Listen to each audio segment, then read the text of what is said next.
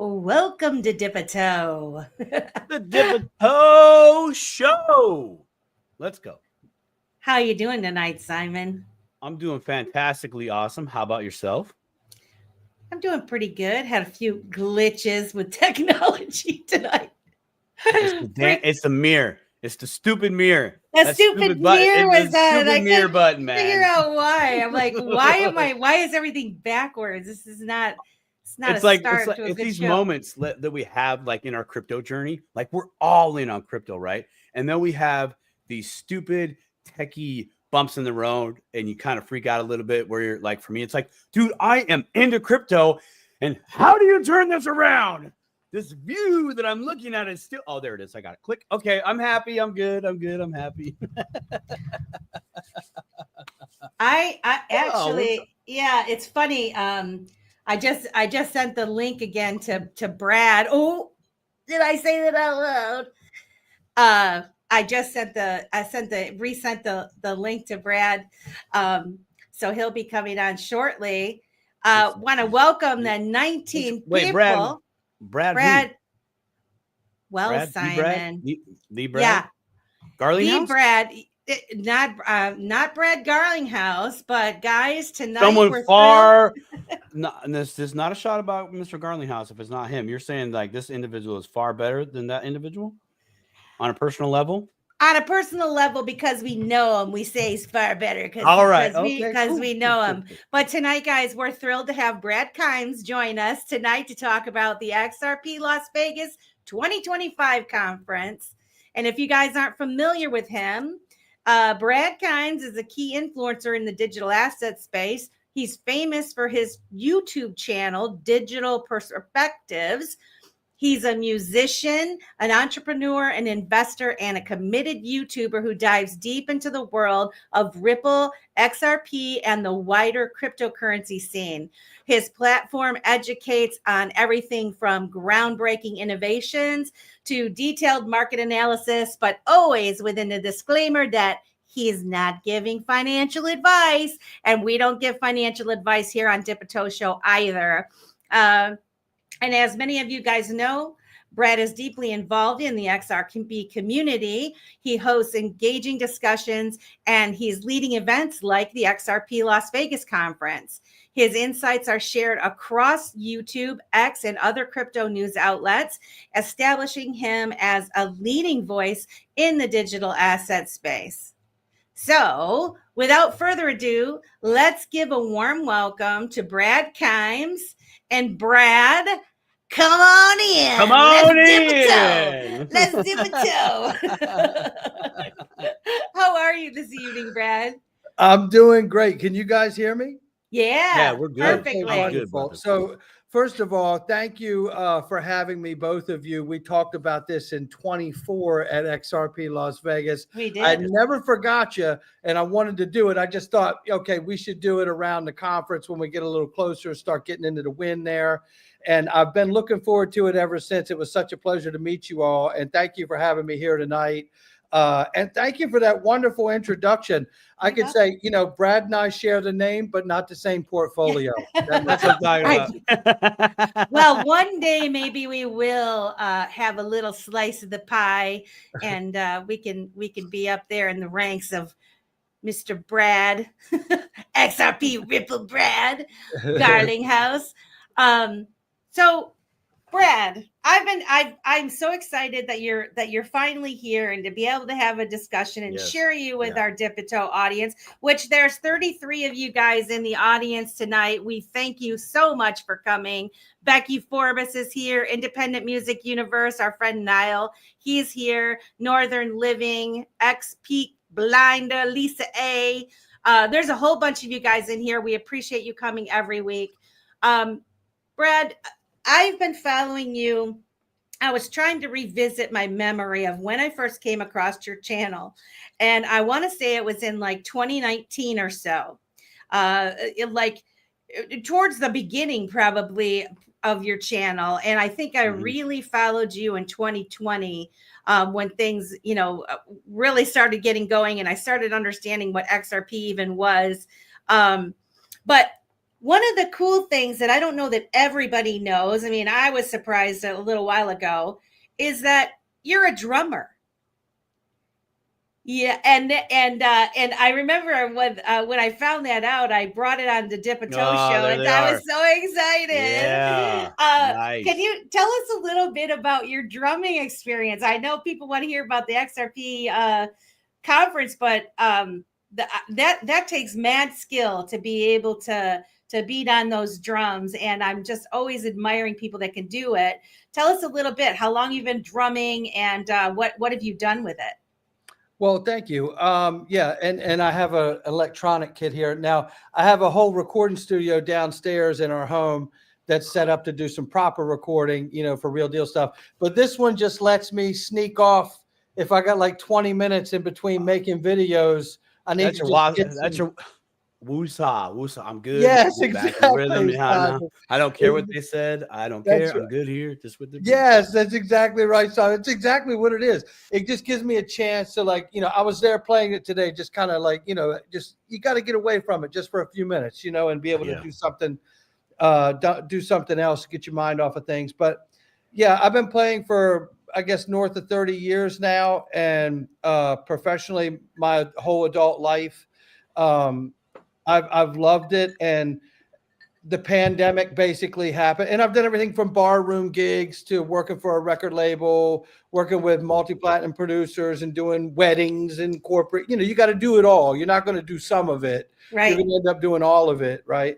So I've had the pleasure, to be able to do that in my career and feel very fulfilled in that regard. And when the pandemic hit, I had a YouTube channel I was doing on the side just for a hobby because I liked investing, and I had really gotten excited about investing, and then certainly crypto when you find it, like most people. And then the pandemic happened, and in just 2 phone calls in the same day, I lost a year's worth of work because the entertainment industry was shut down first, right? Yeah, you're right. Yeah. So it was just like that. And then what happened is that I had to reinvent myself in order to make a living. And I started doing in-home lessons with some of my students that could do it online. And then obviously turned into my channel at that time and doubled down on it. And it was with the guidance of, a couple of my dear friends, DAI, Mr. B, XRP, really helped shape me and get me in that direction, especially DAI, and help me really get serious because I was just doing it for a hobby before then. Yeah. And I knew I needed to really kind of okay, I need to kind of rebrand because I was Investment Perspectives early on, if you guys remember. And then I rebranded to the different format to Digital Perspectives. Right. And that's basically essentially why that happened, because I needed to reframe everything and get it to a better working place. Yeah. Well, I have to tell you, the Digital Perspectives is a great name, and I've always been jealous since I first saw it. I'm like, that is a great name. I would have chosen that name myself. I'm like, that was great. How did he snag that name? Yeah, well, thank you. I do appreciate that. I had Investment Perspectives, and I felt like that was more broad, right? Because, not speaking directly to the digital market. So then I just made the decision to put digital in place of it when I rebranded and then went with it. One of the things that, is like a staple to me and my channel is I love speculating about investments because I love to try to find early investments. And in particular, I like to try to find emerging sectors of the economy or things that are about to break open based on regulation or legislation. And when you can find those areas of investment, it's exciting to me because then you can start to drill down on, what is it inside of that particular sector that you're excited about, and then start looking at who are the ones that look like they might be the winners in that sector. And then that's how I've obviously found Ripple and XRP, the asset. Well, and you cover a wide variety of topics, and the one thing that I really liked about your channel when I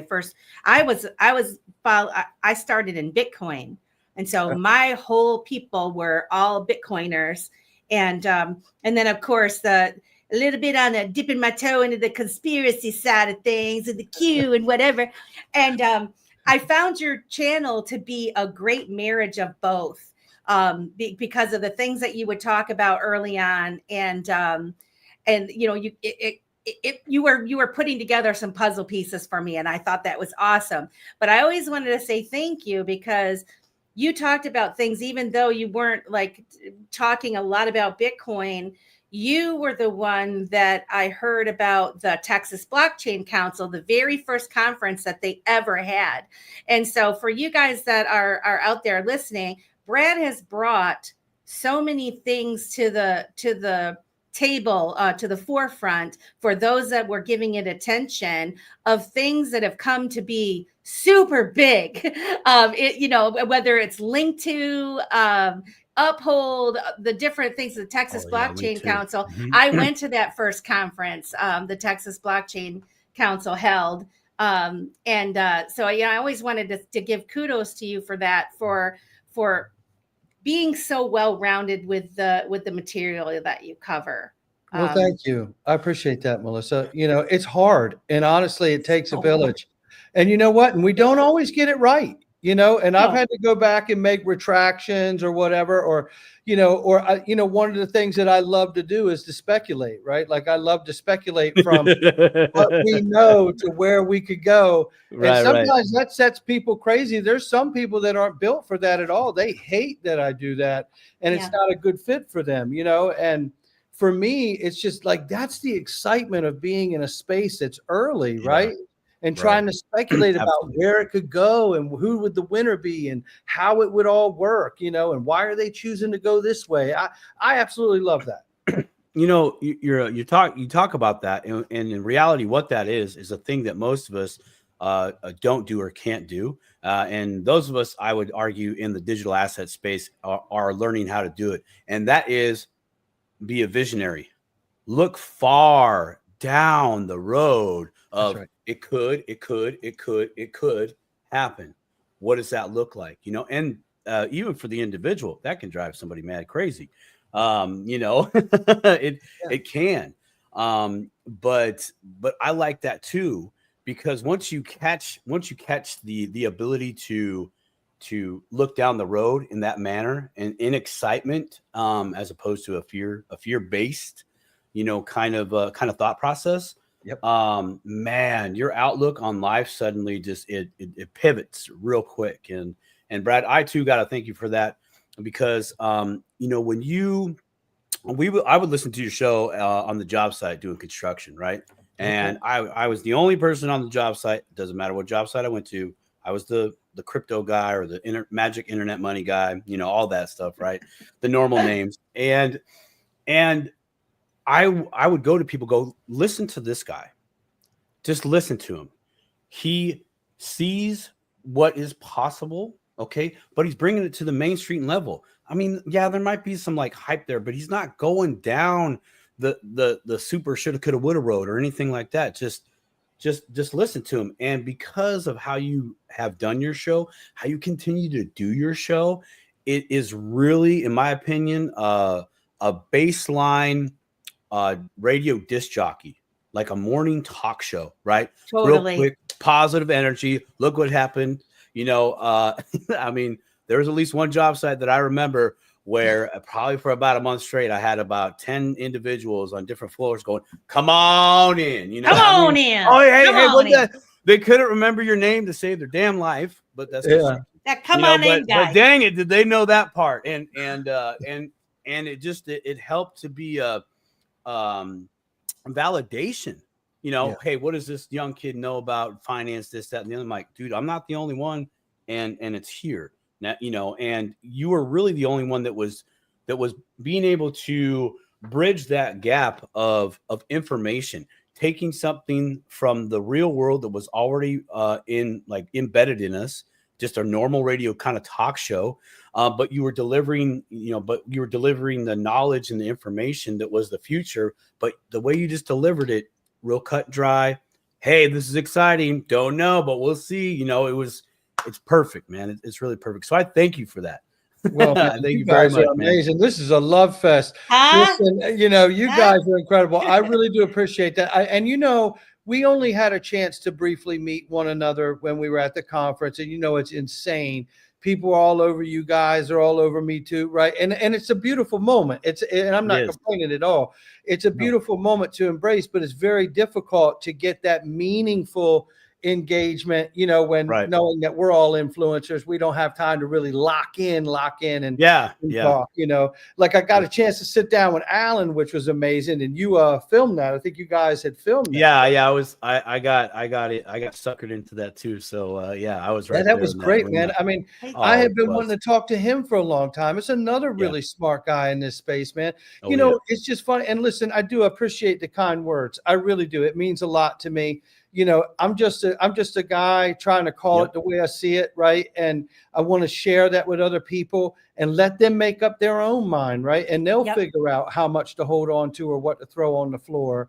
And it's none of us know, right? But I mean, I think we're seeing some things now that are letting us know that you'd have to be Ray Charles not be able to see where this is going, right? Because we can all see where this is going. Look, this is where, like, I was excited to talk to you tonight because, there's the Riddlers out there, which a lot of people don't care for the Riddlers, whether you want to talk about the clue droppers and whatnot. Those of us that have been studying the hints of the things that have been going on for the past many years now, we're starting to see these things come into fruition, and it's such validation, and it's been so much fun. And again, that was one of the things that drew me to your channel, because I know that you could see what I was seeing, even if it wasn't exactly the same, but we were seeing something happening that was very significant. And I find in this space that all of us are kind of been like magnets drawn together.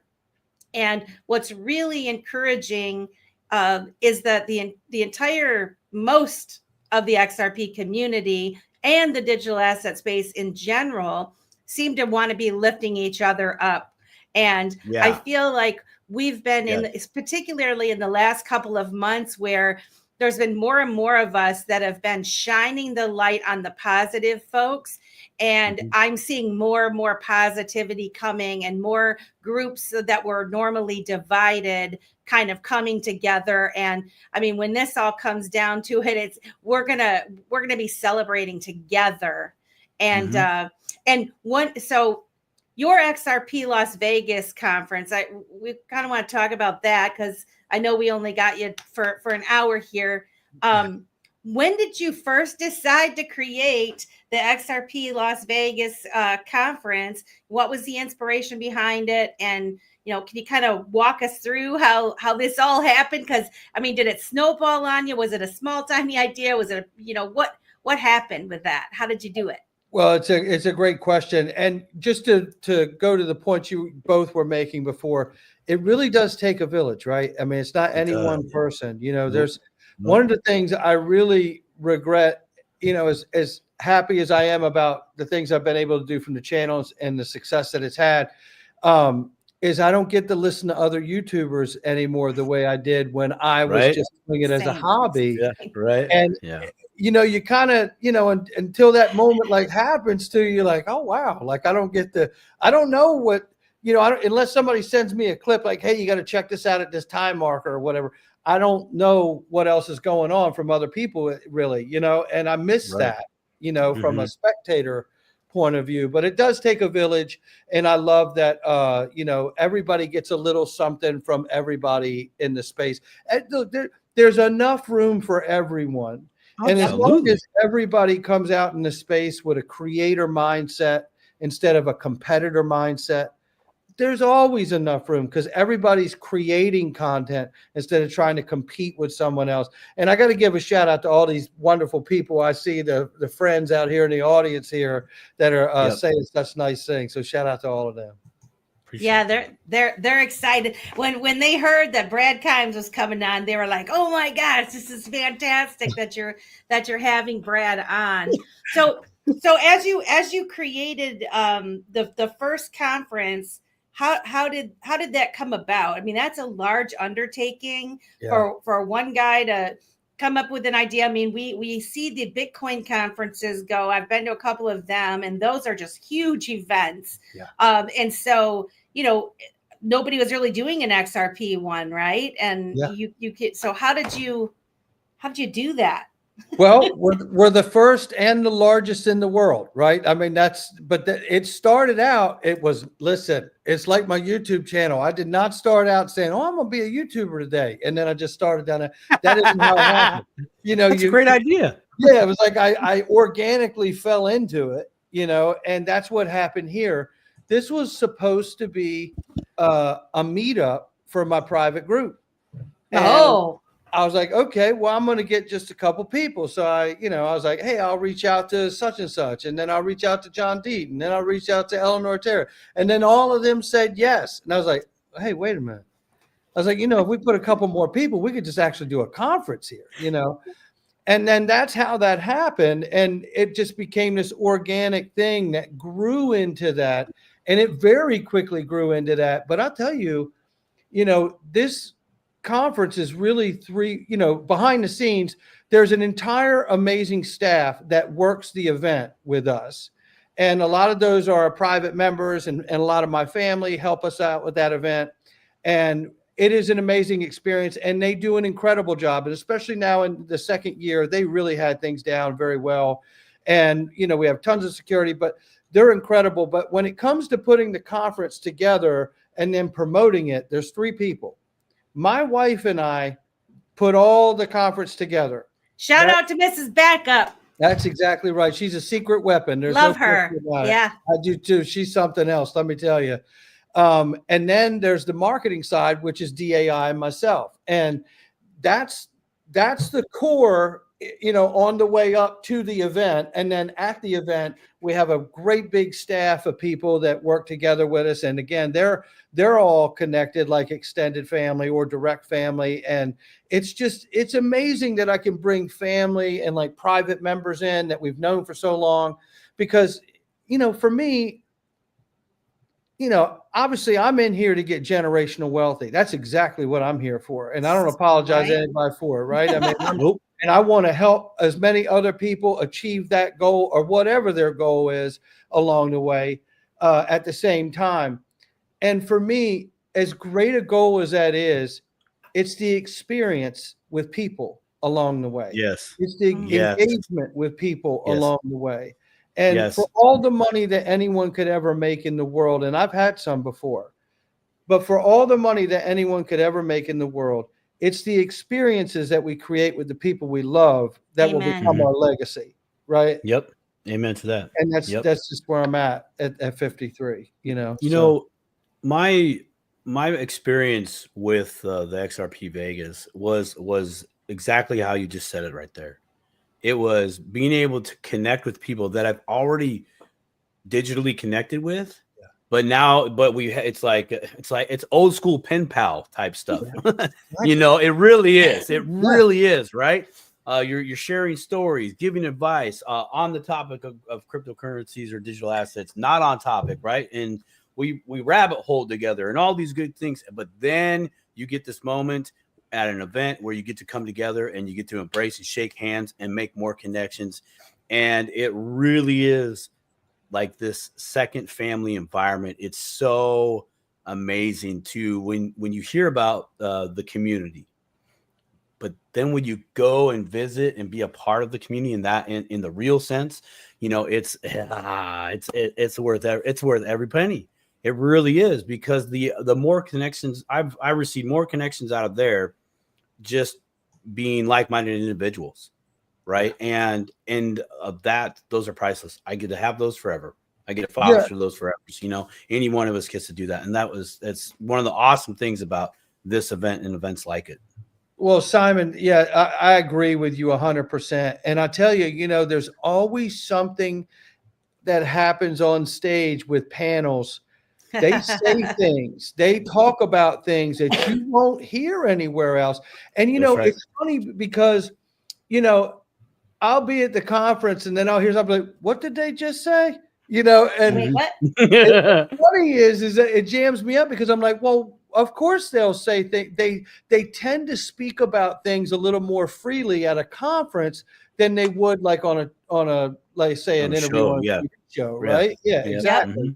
And it's funny that it shocks me because I'm constantly covering panels from other places around the world on my own channel where they're saying things. I'm like, do you hear what they just said? You know, saying at XRP Las Vegas too now. Yeah. And it's nice that people know my wife and I work very hard to bring a blend of knowledge, social interaction and connection and networking, and then entertainment, right? Yeah. Because it can't be sterile and boring, right? So you got to keep it light and fluffy a little bit, moving quickly, so people always know that there's something good, fun going on, and engaging, and that's how we like to do it. And we really are working on a lot of stuff for this year. By the way, speaking of working on stuff, we're doing light maintenance on the website right now. So you may go to it and it looks like the site's down. You can hit the advance button and go forward and get tickets still. Okay. But we are working on some light maintenance on the actual site, and it's going to be great. We're adding a few things just for the convenience of the people that use the site. I'm excited because one thing I noticed last year was that you had a wide variety of people on, not just the heavy hitters, I mean, getting David Schwartz there. I got my picture with David Schwartz, which has been like secret nerd. I think he is so freaking smart. And just, Simon and I were standing in line to get our picture with him. Yeah, we were. Of course, it was over in a flash, right? But just the fact that he was there, and I missed the Brad Garling house, but then you also had just your regular people up on stage also, and lifting them up and giving them the opportunity to share their stories and their perspectives on things. And I think that does contribute to an upbeat atmosphere where everyone feels comfortable. And again, I mean, people explain things in ways that we can understand at a personal level. And when you're commingling and mixing around with all the different people in the audience, it's an incredible vibe.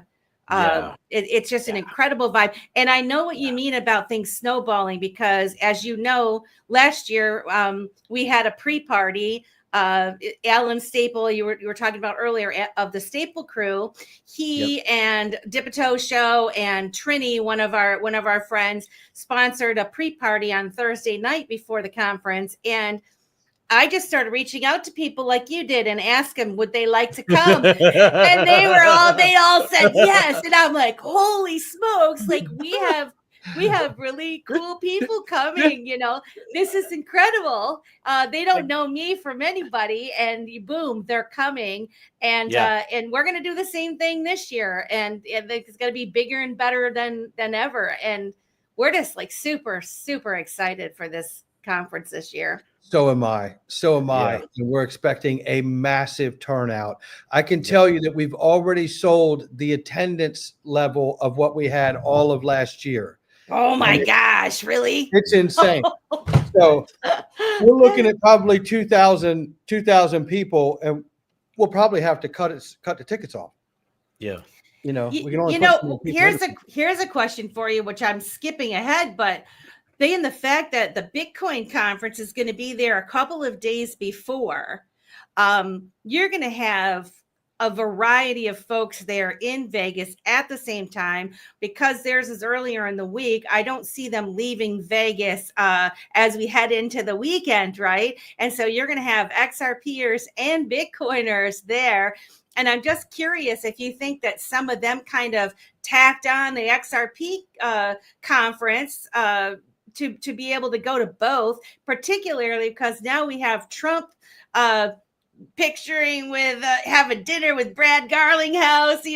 I can see that some of those folks are kind of riding the coattails and wanting to go to the XRP conference as well. Yeah, it's funny because Bitcoin decided to butt theirs up to ours this year. You know, they were in Nashville last year. So they'll be Tuesday, Wednesday, Thursday, and we'll be Friday, Saturday, the 30th and 31st. So it's going to be a week full of conference. I mean, you're going to get it on both ends. And I do expect some crossover to take place from that conference. There's no question about it. I expect to see some of that. Yeah. Absolutely. You know, I know some of the things that are being worked on in the background, specifically Alan Staple and you, and I am very excited to that. I don't know if that's been discussed publicly. Sorry, kids, I'm not gonna talk about it, what it is or whatever. Y'all gonna have to wait for the captains of both that ship to talk about it, because it ain't gonna be me that sinks this boat. But I am very excited to be a part of that, of this new edition, and I can just see it continuing on going forward. But the level of production is going to be fantastic, and I'm very excited for that. And when people really find out about that, I mean, it's all XRP Vegas already on the map, but that's just gonna, I think that's going to be kind of a nail in the coffin as a, you need to go. It's all you need to just go to this. You just need to watch this. It'll be, in my opinion, of the like, not of the magnitude, but of the like in regards to viewing and participating from a media standpoint, like your Super Bowls, like your playoffs, like your World Series, like your NBA Finals, you know, like your Stanley Cups. It'll be to that level where the people in there like, oh no, it's on. I'm going to watch. Are you going this year? No, I can't go this year. I'm going to be in the Cayman Islands for a little bit, but we're going to watch it on the big 100-inch TV and all that stuff. You know, I get, or something like along those lines, whatever it's going to be. But I just see that I got that feeling last year. I saw it, and the things that are coming along this year, wow, huge things. And I'm so very excited. I'm very excited as well to meet the 2,000 people. Oh my gosh, dude. We're all going to need our own. Like, hey, can you just push people? I'll pay you just to push people nicely. Can you get me over to the other side of the room? I need someone to get me to the other side of the room. You know, it's funny because we have to sit down and like map all that out. You know, it's like, yes, you do. It has to absolutely every bit of that. You know, there's contractors, there's fire marshals, and look, man, I mean, this stuff is no joke, man. I mean, it is serious adulting going on in those meetings. You know, I'm like, yes, wow. there is. You know, it's a lot, because it's a humbling moment, you know, when you're in there and you're discussing that stuff and making sure the proper security, you got the insurance, you're doing all the right things, and because we like to do it the right way. So, you know, you sit down and go through all that stuff, and it takes so much time. I mean, we spend, you know, honestly, I started planning this thing at the after party of the last one in 24. Truth be told, I had secured a very important company that I think is going to be making big waves in this space, which ended up being XRP Cafe and First Ledger. And nice. Yeah. And we locked in a deal with them. I really at that after party. So we've been working on this for a year solid, you know, and it hasn't stopped since then. And now it's really starting to pick up the steam, because we really only have a handful of slots left for sponsorship potential. You know, that's how quickly this thing's going. You know, I don't know how many people are aware of this, but last year we never sold tickets, and it may have been that way the first year. I can't really remember. I could go back and look, but we never sold tickets, I think, until February 15th last year. And we've already started selling back in November before the year ended, right? Or December, or whatever it was. So this is super exciting to be out of the gate this early. We have our footing on how these things are supposed to go now. There's a lot of the learning curve that we have underneath of us and kind of behind us. And what those fears have now become confidence, right? Because we're working with this place. We know what the rules are. We understand the contract. We know what the verb means, right? But believe me, there's still going to be a lot of learning lessons along. There's a lot of lessons along the way. Oh yes. What kind of lineup do you have this year so far? Well, there's a lot I can't talk about. I know. We'll focus on what I can for the moment. You know, but obviously Ripple will be there, to be announced on who the people will be there on stage this year. Stay tuned. It's coming soon, right? Uphold will be there. CEO Simon McLaughlin. I'm sure Nancy Beaton. And I'm sure Holly Goodhart will be there too from Uphold as well. And they have some wonderful things planned for the attendees, I can tell you. Nice. And they did some really cool stuff for them last year too. So keep on the lookout for that. I Trust Capital will be there. Link2 will be there. And what a remarkable chance to have an opportunity to speak to Link2, because I mean, we're moving into a IPO season, merger acquisition season. There's a lot to talk about on that side of the fence when it comes to the brick and mortar and the picks and shovels behind all this technology, right? We know we'll have XRP Cafe. First Ledger's going to be there. We know that MoonPay has announced on X that they're going to be there. We will reveal who that is soon, and you will love who that is. And we have some very special people that we're talking to. Honorable Christian Carlo is going to be there again with a fireside chat with me. And we are going to have a whole new set of things that we're going to get into. And you're going to want to hear every single bit of it. Because, I mean, if you go back and look at that fireside chat, that conversation him and I had, and compare it to the moment we're in with stable coins right now, I just oh yeah. You know, that was probably like at last year within the community, the people, all the attendees at that event, that was probably the most talked about topic was the stable coin issue, right? And everything that's revolving around that. I mean, what a topic to pick out for that fireside, by the way. I mean, and now you look at it, it's like, community called it. And look, and Giancarlo, I mean, like the things he talked about, I mean, he went down the road of, you know, we discussed the petrodollar, the expansion and contraction of money over the years, how the Fed came into play. I mean, all of these things. I mean, this isn't just anybody here. This is the former CFTC chairman who introduced Bitcoin futures. This is the guy who's the head of the Digital Dollar Project, right? This is the guy who's like, we're going to talk to, and I'm wondering, is the real USD the Digital Dollar Project? You know, I don't know. I'm going to ask him this year. You know what I mean? It's like, because you know, what's going on here? Like, I mean, how far out of the realm of the possibility is it really, right? So, talking about all these things, I mean, we had a great discussion about, you know, the petrodollar and moving to something like a value protocol like the XRP ledger, and he's behind it. You know, he doesn't shriek these conversations. He embraces them. He said yes, right? So, you know, these are the kinds of things that you only get if you come to this.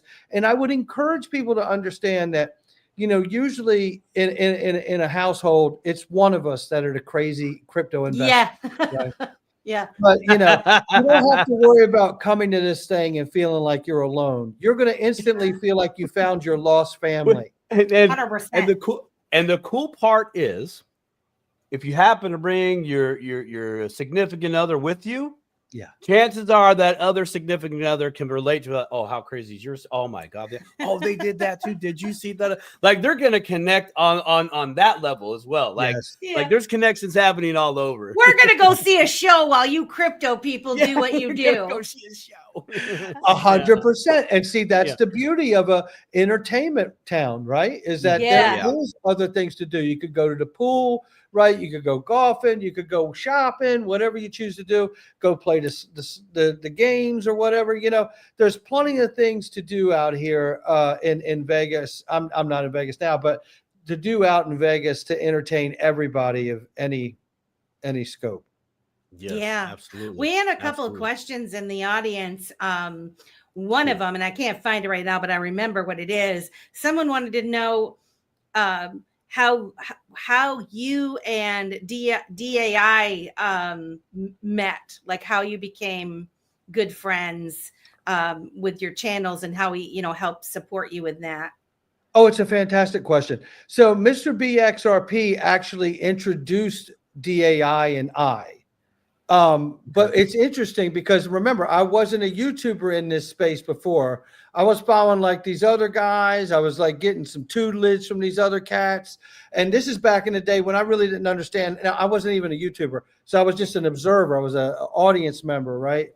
Sure. And look, there wasn't a lot of influencers back then. Like it hadn't popped off the way it is now. It's really awesome. There was not.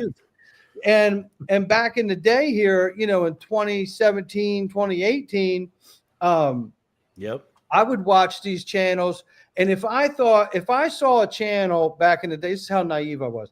If I saw a channel and you were covering something and then 2 hours later DAI covered it, I thought he stole it from you. Yeah, I get it. I totally get it. Yes, we understand. I laugh about this shit all the time. Look, it's hilarious. I mean, we laugh about this shit all the time. Because I'd be like, dude, I used to think you were stealing shit for somebody because your video came out at 11 and somebody else's came out at 9. It was so stupid. Yeah. It was stupid. But I didn't understand. I didn't understand how it worked. I'm just being honest, right? The musician in you came out. Oh man, they just stole that stuff. Yeah, you stole that hypocrisy. I you know can't what I believe mean? it. You know, it's crazy. crazy. I was first. Right. And then, but then it was like, you know, and it was a very short period of time. You know what I mean? Then after a very short period of time, you quickly realize like we're all talking about the same thing, just like news stations. It's like, get your shit together, Bradley. You know what I mean? So obviously I acclimated quickly. And I told him, I said, man, I used to talk shit on you and all kinds of people. I thought you were stealing people's shit and all this stuff. We laugh about it. Look, that goes to speak to how cool this cat is, man.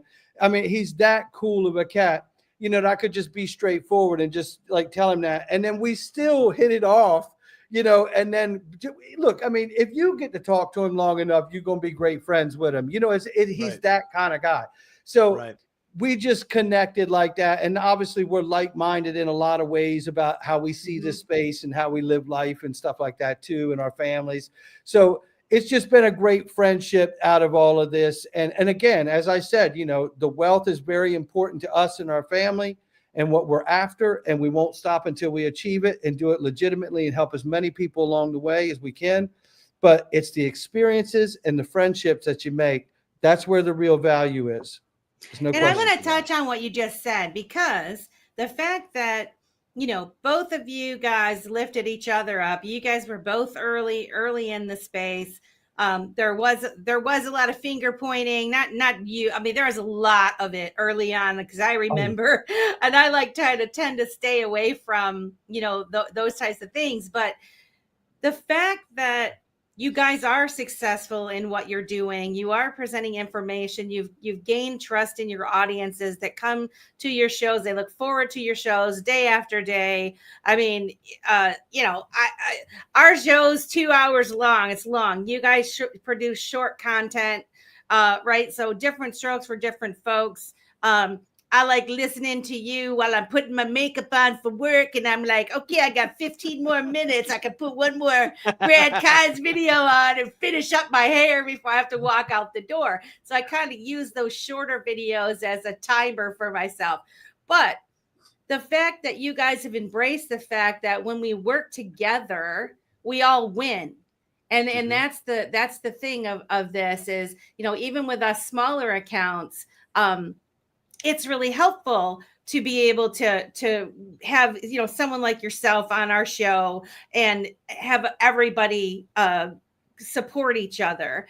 And I truly do believe that, you know, all boats can rise together when we work together. And I feel like that's the future that is being built right now. And I know there's a lot of negative people out there thinking about the dystopian future that's being built and all of that. I kind of wonder what your perspective is on that. You know, what are your thoughts when you hear people saying, you know, the Whitney Webbs of the world, the fear mongering type of people that say we're entering into this dystopian world where we're just going to be controlled and we're not going to own anything and be happy? What do you think about that, Brad? Well, look, I mean, they're as excited as we are, as I am, about making money in this space and the evolution of this innovation and how it can affect the world and disrupt things in a positive way. We do have to understand there is a dynamic where things can affect the world in a negative way. You know, Absolutely. if we just look at the circumstances of what we've gone through over the last handful of years, you know, the weaponization of social media against its own people, right, by the government, right? This is a fact. We've watched this happen, right? This isn't up for dispute. This isn't anyone's opinion. This is a fact that that's happened. They got caught doing it, right? In fact, Mark Zuckerberg wrote a letter going, "I didn't mean to do that," you know, right?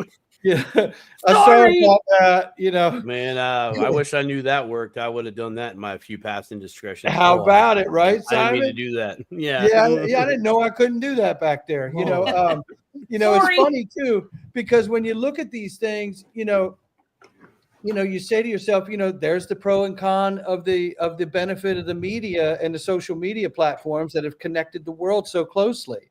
But yet then they were turned around and weaponized, and then censorship came into play, right?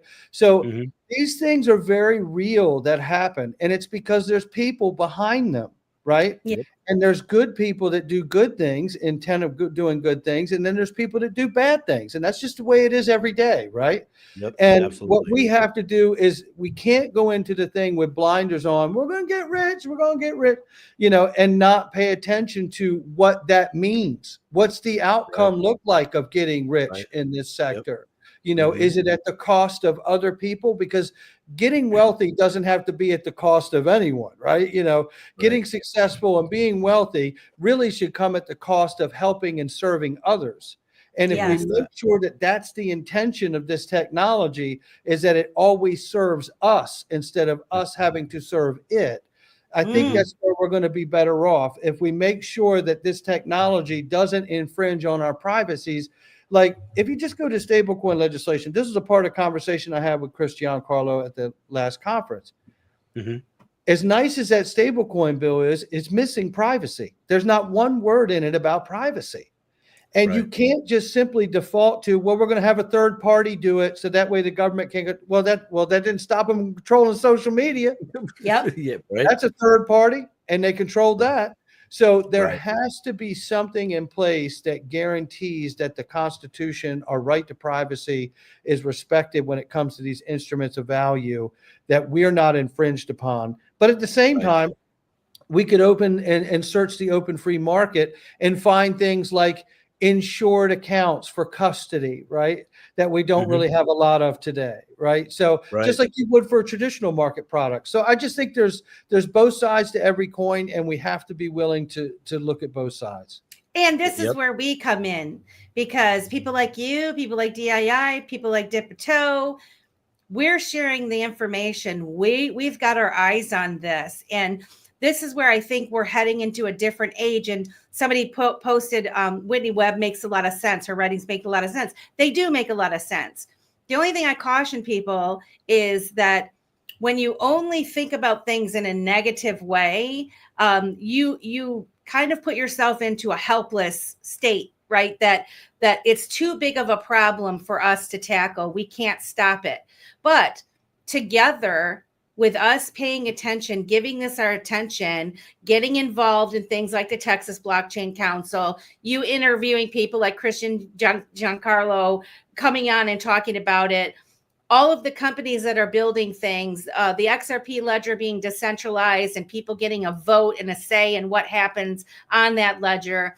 These are all, this is the important, exciting part of what's happening right now, is that the last infrastructure that was built, no one was giving it attention. No one knew what was happening. But today, there's a lot of people that know what's happening. Not as many as that we would like to know, but there's certainly a lot of good people that are throwing their hat in the ring to try to fight back and make sure that things are put into the legislation like you're referring to when it comes to privacy, etc.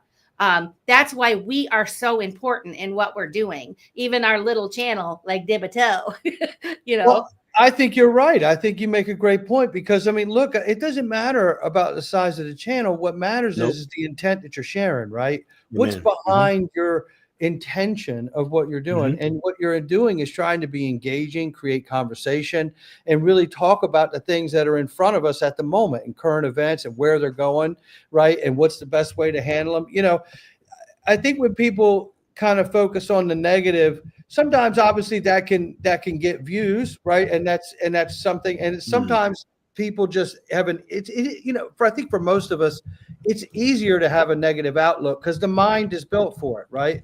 The mind is built to say no to almost anything. Like, no, get out of here, just be away from it. Whatever. There's risk here. Leave. Yeah.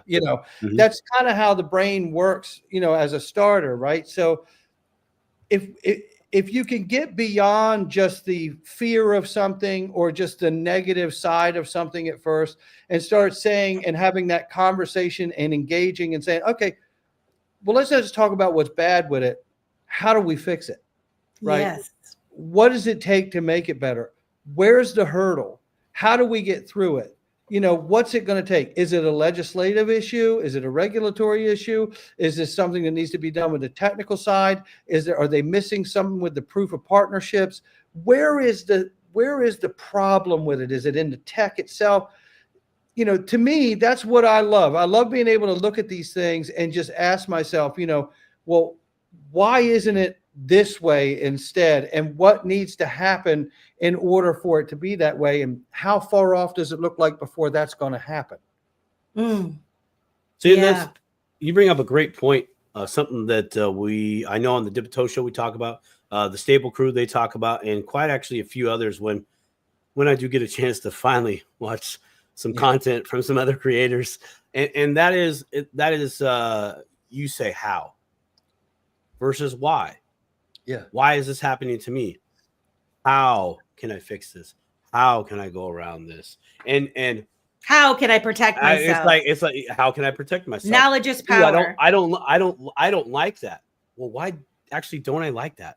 Yeah. Why am I scared right now? It's this. No. There's something deeper there. Let's go deep. I'll stay away from right now, but that doesn't mean I'm just going to totally avoid. Exactly. And that actually is probably a big paradigm shift that I've seen within this digital asset space. I've seen more of that than I have in my 46 years of being on this planet anywhere else.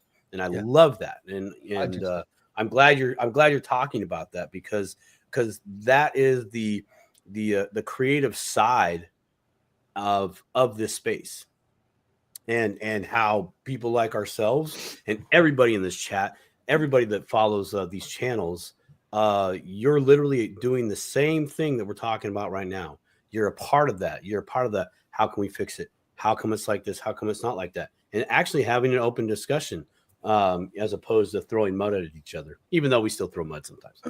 Hey, everybody throws a little mud back and forth, That's especially when there's been so much divisiveness created in a down market while we're going through a court case, a 4-year crypto winter.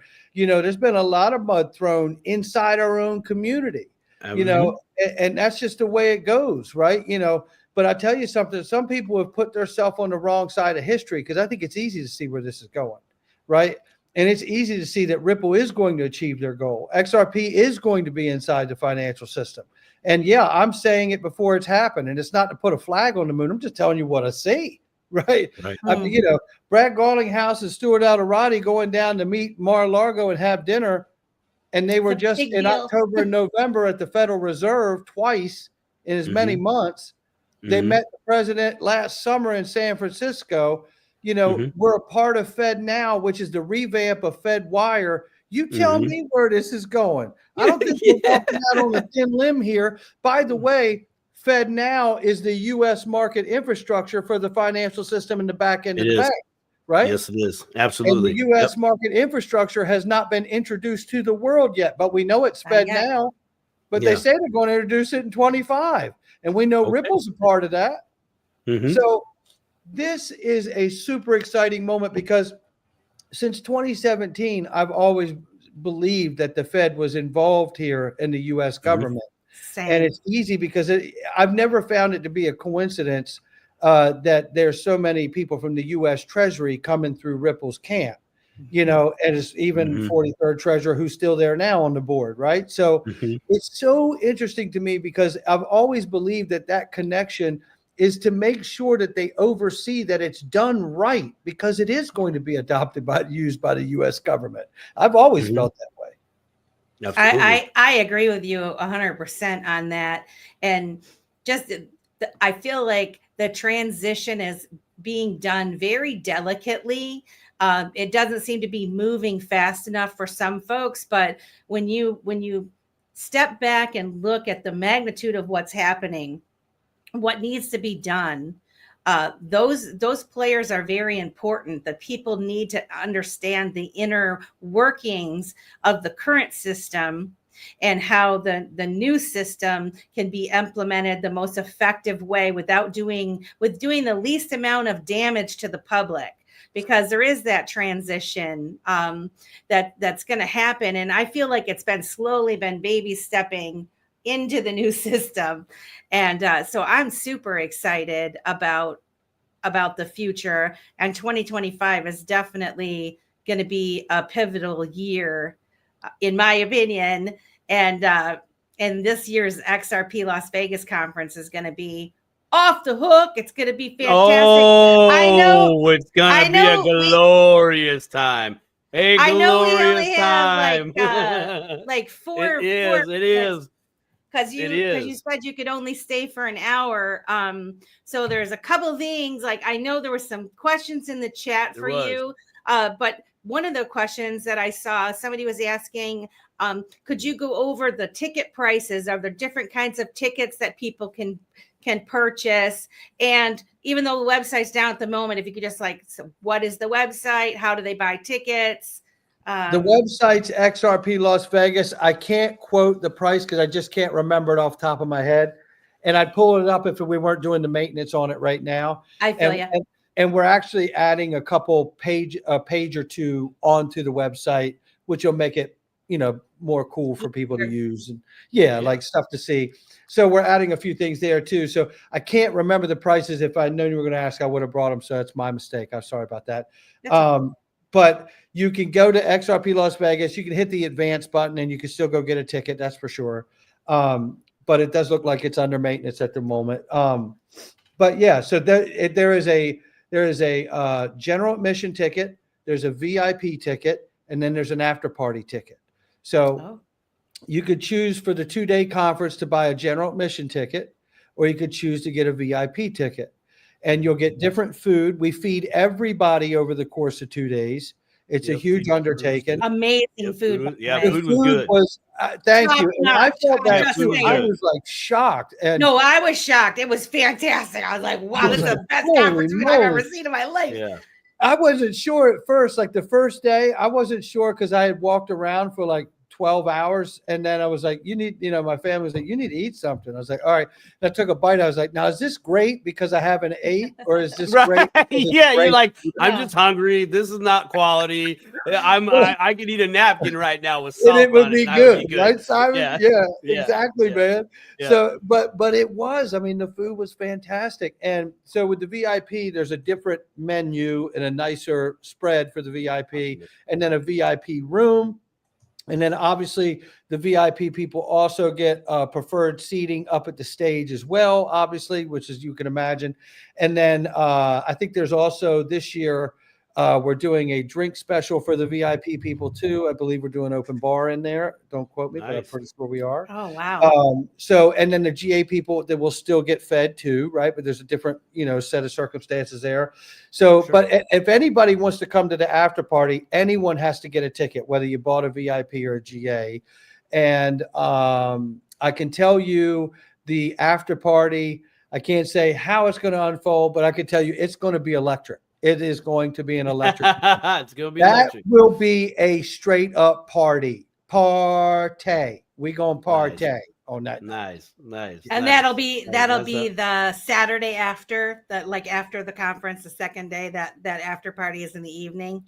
That is correct. Oh, and I can say this too. Shout out to Fruition Productions, who will be showing the documentary Rigged from the Start for free as a bonus value on Friday night in the banquet room, in the ballroom, I should say. Nice. So that will be something you will also have the opportunity to take advantage of while you're there. So very, very cool of them to do that.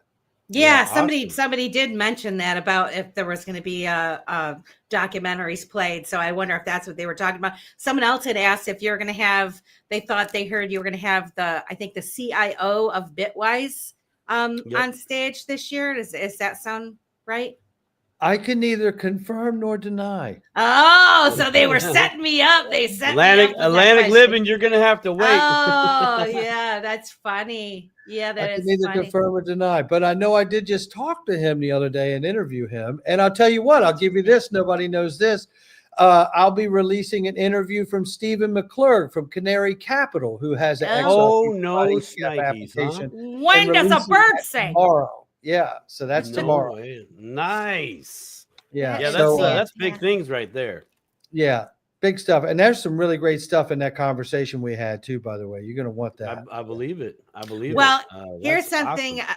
I don't know if, Alan Staple had set this up with you, but this year, Alan Staple's going to have a media booth there at your conference, and Dip a Toe Show, for those of you who don't know, are going to be part of that. So we're going to be streaming different interviews and whatnot from the conference. And so we're looking forward to that. Super excited about it.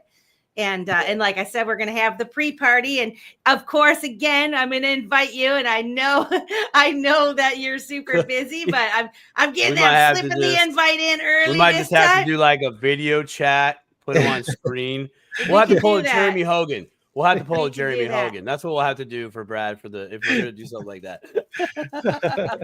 Atlantic Video has one more question. Is there any massive announcement coming or any bullish information you know about that you simply are not permitted to share or talk about? A yes is all that's needed. Oh, Atlantic Living. Now, Atlantic Living, do you mean as far as the conference goes? I think he thinks you got the inside track with Ripple. Oh, yeah. Well, listen, if I can guarantee you anything, I do not have an inside track at Ripple. You know what? Can we address that? And I know you have to go because we're keeping you over. But so this is there's a lot of speculation, or I don't want to say a lot. There's a little bit of speculation sometimes when people have conferences like this and they get the big guys like Ripple coming to the conference and they're like, oh, well, he's just on the inside and that's why blah, blah, blah, whatever. Can you just for the audience, you're not affiliated with Ripple, and you're just simply asking them like I did, right? For people to come on it, right? Like, how did that even happen where they said, you know what, Brad, yes, we're going to come to your conference? Well, it's interesting because it is a very difficult process to even engage with Ripple because they're an enterprise-facing company. You know what I mean? Yeah. So that was a huge hurdle in itself. Now, they're a sponsor to the conference, to XRP Las Vegas, but that is a separate business from my channel, okay? They are two separate businesses altogether. One does not fuel, you know what I'm saying? They are two separate entities altogether. They have to be. They have to be, absolutely. Now, with that being said, they come and they're a sponsor just like anybody else, right? But as far as my channel goes, I've never received any money from Ripple ever at all, not a penny. I'm literally that crazy and that enthusiastic about what I've learned about Ripple and the asset XRP. And I started talking about it for free, and that's what I do. And I can't stop talking about it. And if someone out here in the audience hasn't done it yet and you drill down on this, you probably are going to feel just as loopy as I am in another few weeks, because once it gets a hold of you, you really can't let it go because you understand the enormity, the finality, and where this thing's ultimately going. And that's what I love about this is how big it can get, how much market capture is actually out here to take place for this. And I'm super excited about it. But to come back to your point, it is extremely difficult to get Ripple to a function. And it's not because they're not nice, because they are. It's because it's very hard to get in touch with them. And then once you do have a contact with them, I've had people go, hey, can you give me that contact? I'd like to talk to them too. I'm like, yeah, I bet you would. Yeah, I don't think so. And the second that I give it to you, I won't be able to talk to them anymore. Yeah, you're burnt. Yep. Yeah, I'm burnt because that's how that works, right? It's like, And honestly, when people do speak to you that way, you know that they're telling you how little they understand business, right?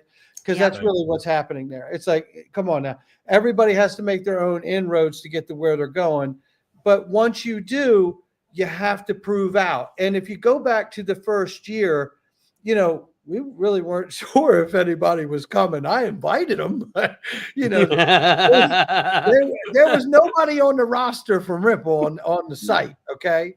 You know, I bet that had to be so surprising. Like when you finally got word that, we're coming. Were you just like, oh my goodness, this is awesome. I can share this with you, and this is fun. And I haven't told a bunch of people this, so you'll love this here on Dip to Toe. This is where it's at, right? So I'll share this. So the first year, Ripple was a sponsor, but no one was going to be, no one was, you know, set to be on stage.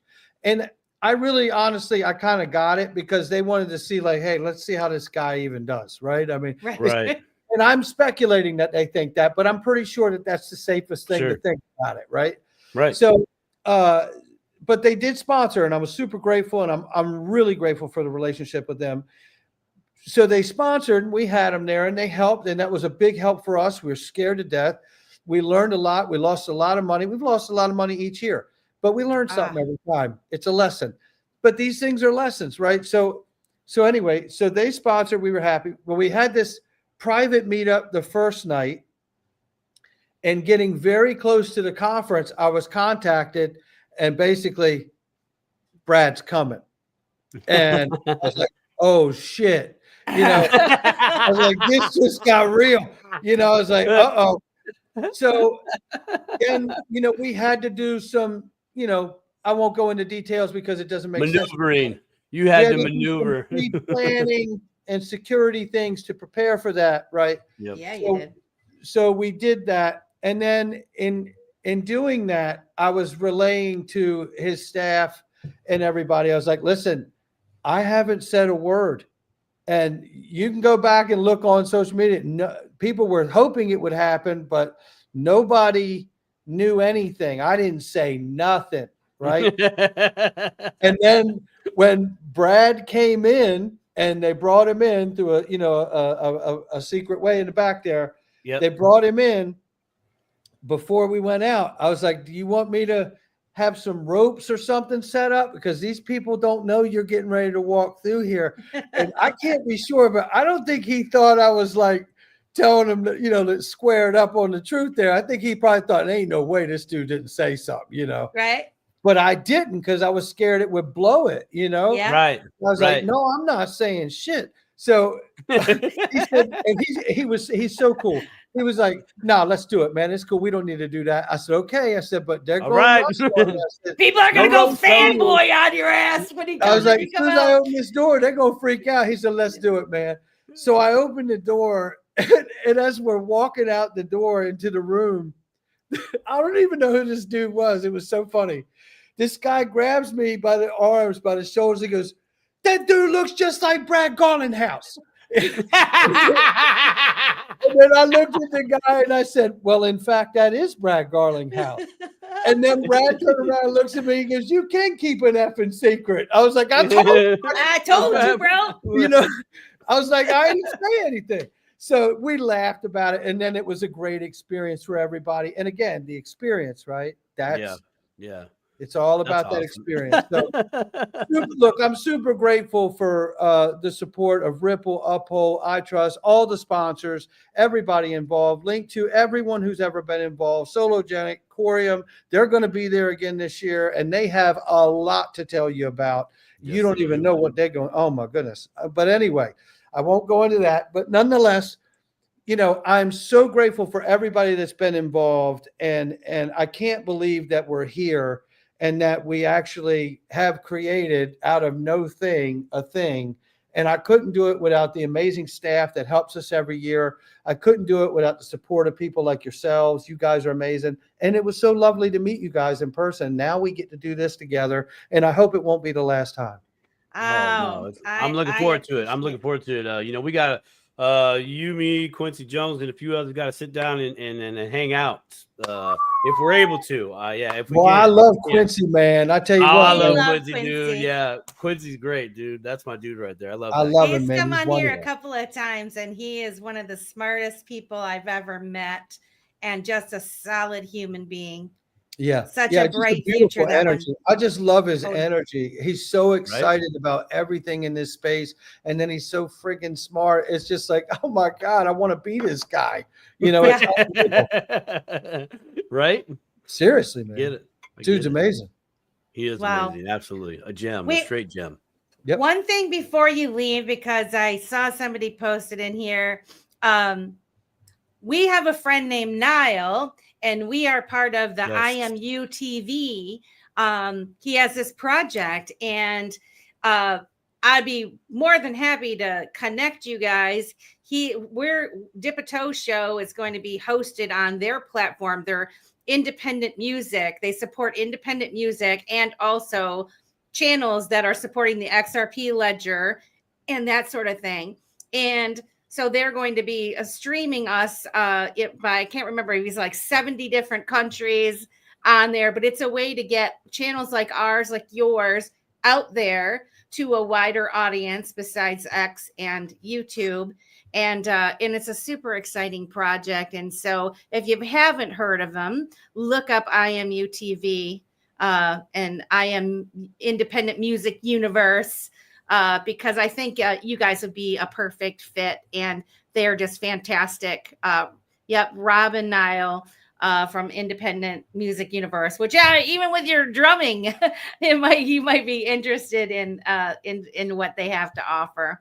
No doubt. I look forward to trying to check that out in the future and see what they're up to. It's really cool. Sounds great. Yeah. I gotta reach out to him too. Well, I think we've kept you long enough, Brad. Time to get to bed. You got a busy day tomorrow. Well, I do, man. No doubt about it. These are long days, man. It's 14, 16-hour days. And then when you add the conference in, they get very dense. You know, the days are very dense, you know. Yes, they do. Yeah, they don't slow down. But look, I'm super grateful that we got a chance to do this. And I appreciate both of you so much. You don't even know. And your patience too. I know it's taken us a long time to come full circle to get this moment to happen. Right. But I'm super glad that we picked now to do it. And I can't wait to come back on here with you guys. It'll be a lot of fun. Same too. Thank you. We're going to put all your information. Some more announcements rolled out. Right. Yeah. With the new stuff on the website, get it all up, and you're gonna love it. You're gonna love it. All right, we look forward to that. Let us know when it's good to roll, and we'll check it out. Thank you we can help. Much. Have a good rest of your day. Thanks so much, Brad. You too. Thank you guys so much, and thank everybody, all your friends in the group, all the audience members. You guys are amazing. Thank you all so much. Have a good night. All right, you too. Take care, Brad. Bye, Brad. Don't go anywhere, guys, because we're not leaving yet. We don't end the show like we're not leaving. I have announcements to make too, but man, wasn't that great, Brad Combs? Come on in. It was great. That was great. I'm super excited. 169 of you caught this interview. I'm glad you talked about the independent music universe because I was waiting for my moment to slip in, but I'm like, Niall, I need to find you on X. I've been slacking because I kept meaning to reach out to you, but I want to connect. And since you are broadcasting to 70 different countries, I think that there is a beautiful relationship to happen at this Las Vegas XRP 2020 event in regards to the media booth at the event. So I think there's a play there. Love to have you. I've already dropped the bug in a few people's ears. They're down for it. This is like a perfect marriage waiting to happen. Yeah. So now Niall and I I'm gonna get at you, bro. Niall and I are friends, and we've been talking. We've been talking back and forth. As a matter of fact, on that topic. Yes, of him coming, and he is wanting to come to XRP Las Vegas. He's trying to make the arrangements for that. And hopefully I can kind of help him with finding a good place to stay for inexpensive. So. Well, I'm trying to stay at the same place last time myself. Yeah. Well, yes, and that's why Yes. we're not Yeah. going to talk about that right now. Because Okay, there's only fine. so many. Yeah. But yes, I was going to try to guide him in that. I was going to try to guide him in that way. And Rob is from Detroit here. So, and that's his partner. And so they'll be going together. If Niall's able to pull it out, but he definitely wants to do it. And so if he's there, he's there. That's what he told me. So cool. He'll be part of our deal. Awesome. We'll talk about that later. Yeah, we will. Yes, we will. Hey, announcements. Okay, ladies and gentlemen, can I give away some free crap? Actually, it's not crap. It's really awesome stuff. I would like to announce the winners for the ballot XRP cold storage device that is right down here. Hold on, let me get it up.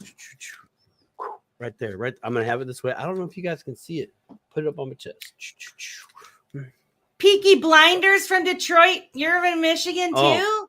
Oh no! Sorry. Here we go. No, it's fine. Snap. It's fine. Gotta Be was the one that got all the answers correct and was the first one in the door. So Gotta Be, congratulations. You need to email the dipito@gmail. And give us a proper mailing address to you so I can mail that out to you. And then our winner for the second round of 6-pack of the XRP cookies, the delicious cookies. Yes. Mix It Up with Megan on Instagram. That is the designer and baker of these delicious gems. It was Susan, and I know there's a few more Susans. There was the last name on it, but I don't want to speak out of pocket or out of turn. So I will actually be sending you an email to say, hey, congratulations, you won. And then I will need a shipping address for you as well. And Melissa and I do have one big one to give away. One more cold storage wallet. It's the XRP Gold. Well, actually, Simon. Yeah. Talk to me. I still have mine so we actually have 3 to give away. Perfect. I have one regular, and then you've got the other granddaddy of them all. Yeah, I got the Big Mac Daddy one. Yes, so maybe we'll give the other one away, and then perhaps we can do the granddaddy one. We could do the handoff at the XRP Las Vegas pre-party. Dip a toe, do a little contest. We'll think. Sure, you want? Yeah, we could do How that. About that. Yeah, we could do that. I'm down for we that. Do some cool. Cookies, and the gold heavy. I'm actually working on getting some more cookies down there. I was just in discussions with the Mix It Up with Megan to see if I could come with some on a plane, which is going to be interesting, or if I can if she can just fly down and bake them on site and dip her toe, and then she's got to go. So we'll see what happens with that. But you can check out Mix It Up with Megan on Instagram and check out her portfolio there. Yeah, man. Her delicious nummies. Like, seriously, my fat kid started coming out real quick when I started looking at some of these. I'm like, dude, nope. I'm hungry. Go back and go eat your carnivore steak. You simmer down. Simmer down now. Very excited. So congratulations to our winners. I really appreciate everybody participating. It looks like we're going to give one more device away on another contest here coming up, and then we'll do the Big Mac Daddy over in the Las Vegas. That's awesome. I wanted to apologize. I didn't realize Independent Music Universe. That's actually Rob that's been chatting with us all night. Hello, my friend Rob. It's not Niall in there right now. But he did meet a friend that's a fellow Detroiter. So that is pretty awesome. Oh, let's see. Oh, here you go.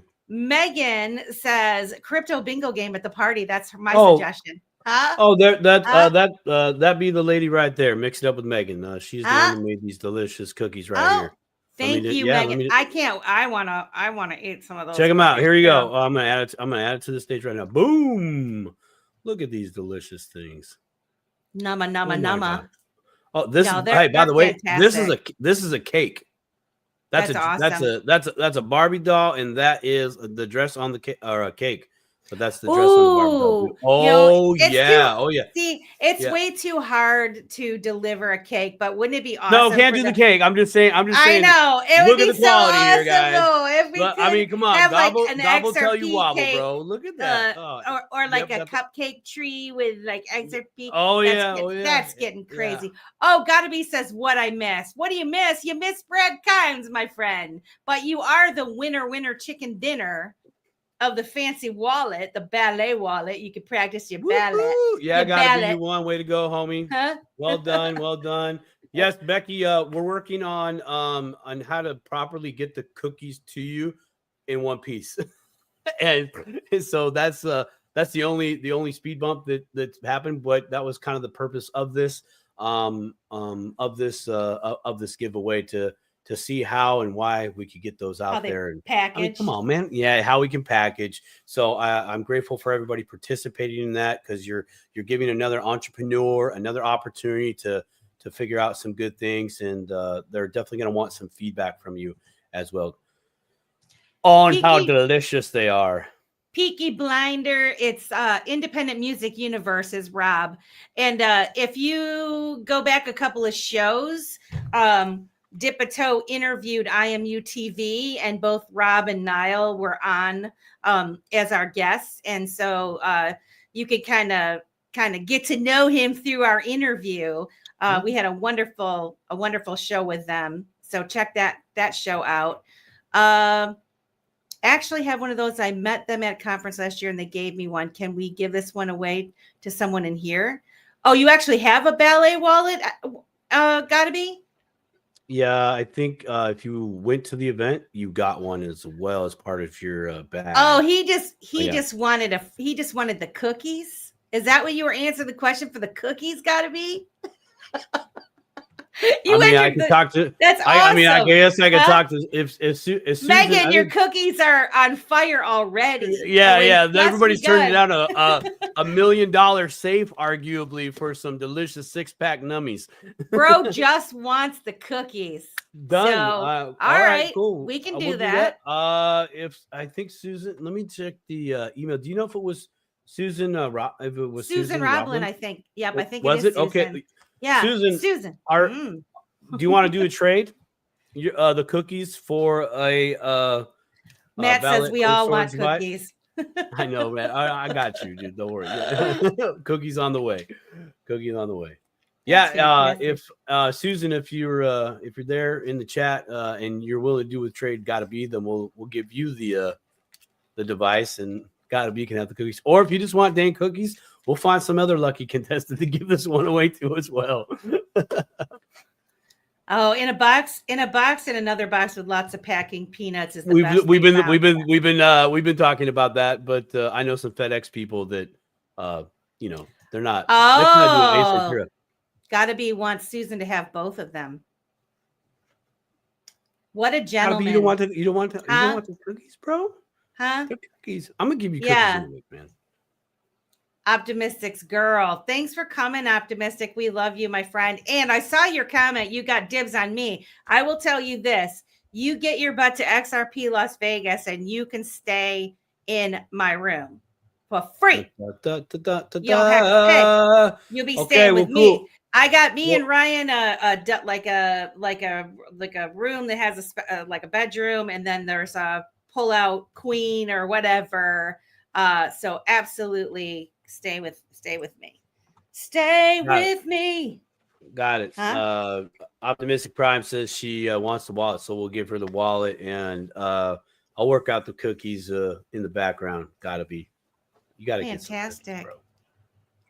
But Gotta Be, aren't you up in the Alaska still? Come on, man. I mean, no. He moved.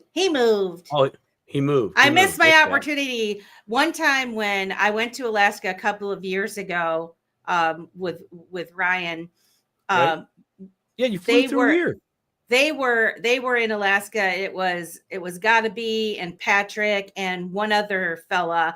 And they were like, if you can just meet, like, we're going to be at this place doing karaoke. You guys should totally swing by and do it. And wherever we were staying, Ryan was like, that's too far the opposite of direction of where we want to go.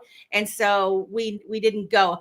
If I could go back, I would have said, I insist that we go. You know what I mean? Like go, and we're just doing it. Yep. But in any event, so I missed my opportunity to hang with them in Alaska, but I did get to meet them anyway. So it's all good, but.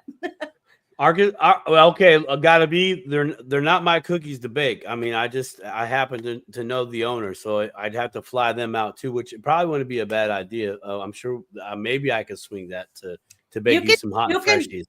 Chest cookies, like put them all around you. Just yeah, that's gonna work out great. I can just see me walking. I make it through. I make like it's XRP cookies. Dogs. They have dogs. They have so dogs. So what, man? Go dude. Take the one man, for the Kibbles team. and Vince is gonna be Take all one over for the me. team. Take one for the team. Yeah, sure. Yeah, you just see me throw a cookie, the dog will go, and then you see me on camera. And some cryptopian ran down the Terminal 4 today at the Washington State Airport with 3 dogs chasing him. Amen. Okay, buddy, we definitely are doing karaoke again. I'm actually going to look into that place and see. I don't know if we can reserve tables or whatever, but I'd be down for a karaoke room too. But I want to go back to the one place Cats that Me we Out. went. Cats Me Out was so freaking fun. That was so an epically good time. That was an epically good time there, man. Like I had more fun at that place than I've had at any other record everyone singing liquor establishment. Yeah. Cool. Record everyone singing karaoke. A couple people recorded me singing karaoke. In fact, I thought that was going to be my cameo in XRP Unleashed, aka Rigged from the start. No, but nobody would tell me what it was, and I was thinking, Ryan was like, Melissa, did you ever consider that it might be you singing at the karaoke place? I'm like, holy smokes, would that be embarrassing? But it wasn't. It wasn't. Well, I mean, I know someone that has the video and can make an NFT and just put it out there. Oh shit! Can we do some? What night are you guys doing your party? It's Thursday. It's going to be Thursday night for sure. Yep. Positively. Yep. I keep waiting for the people to call me back and to button down. But yes, it's going to be the Thursday night before the conference again.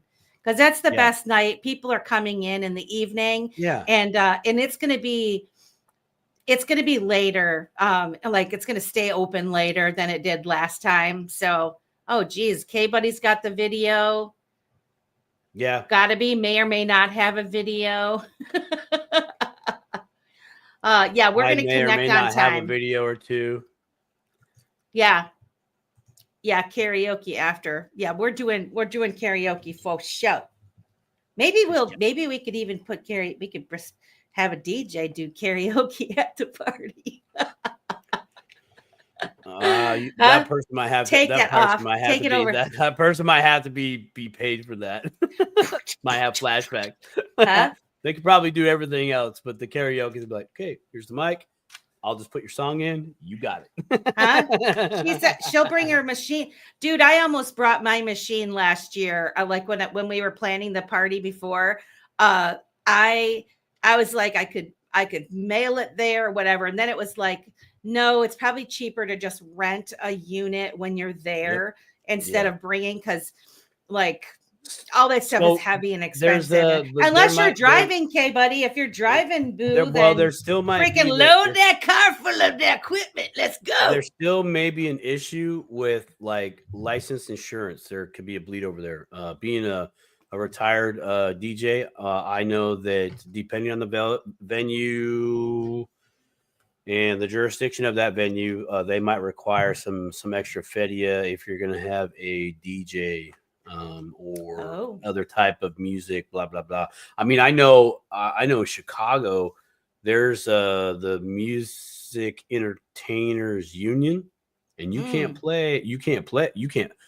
hit the play button without being a member even for a day. Oh, yeah. So I'm not saying that that's like that in Vegas. I'm just so saying if you're having a private party, you gotta hire somebody. So, a DJ. but I think the idea is, screw it. Why not? Yeah. Believe me, if I want to do something, I will figure out a way. Because that's what I do. Gotta be sick idea. Oh shit! There you go. Bam. Ding, ding, ding, ding, ding, ding. Let's connect after my brother cousin lives there, so I could possibly. Okay, we're gonna talk about this. Cool. Yeah, and you know what? Darla, you guys all know Darla. Well, K Buddy and Gotta Be knows Darla. Darla is gonna be a photographer for me. She offered to photograph the party, so I'm super excited about that. So she's gonna do it. Yeah, and I told her about the our media booth and stuff too. So we have to work out the details and stuff, but yeah, she's coming. Well, she says she's coming, so. Unless she, she's like, I'm trying to get her to come. She said she's coming because she's going to be the photographer. Melissa, are you telling me that you have a professional photographer that's going to be at the event, which means that you and I can get our pictures taken? Shot of getting our headshots while we're in the same room? Holy buckets, baby. I like it when the universe plays ball and you're on the winning team. Man. You're going to Ryan Darrow's house to record the commercial? That's fantastic. I'm working on an updated right now. They've got our commercial. And actually, just found this out last night. I forgot. I didn't get a chance to tell you. Huh? Didn't get a chance to tell you yet, Simon. I like surprises. No, I'm not hating here. I'm like, what? You're getting all kinds of surprises this evening. So, darn it. So Niall messaged me last night. Am I in Dipito or I'm in mine? I can't remember. And he's got us up now on let's see what he said. I'm going to tell you what he said. So he asked, he's putting us on the IMU TV, and he asked, I just had sent him our outro video.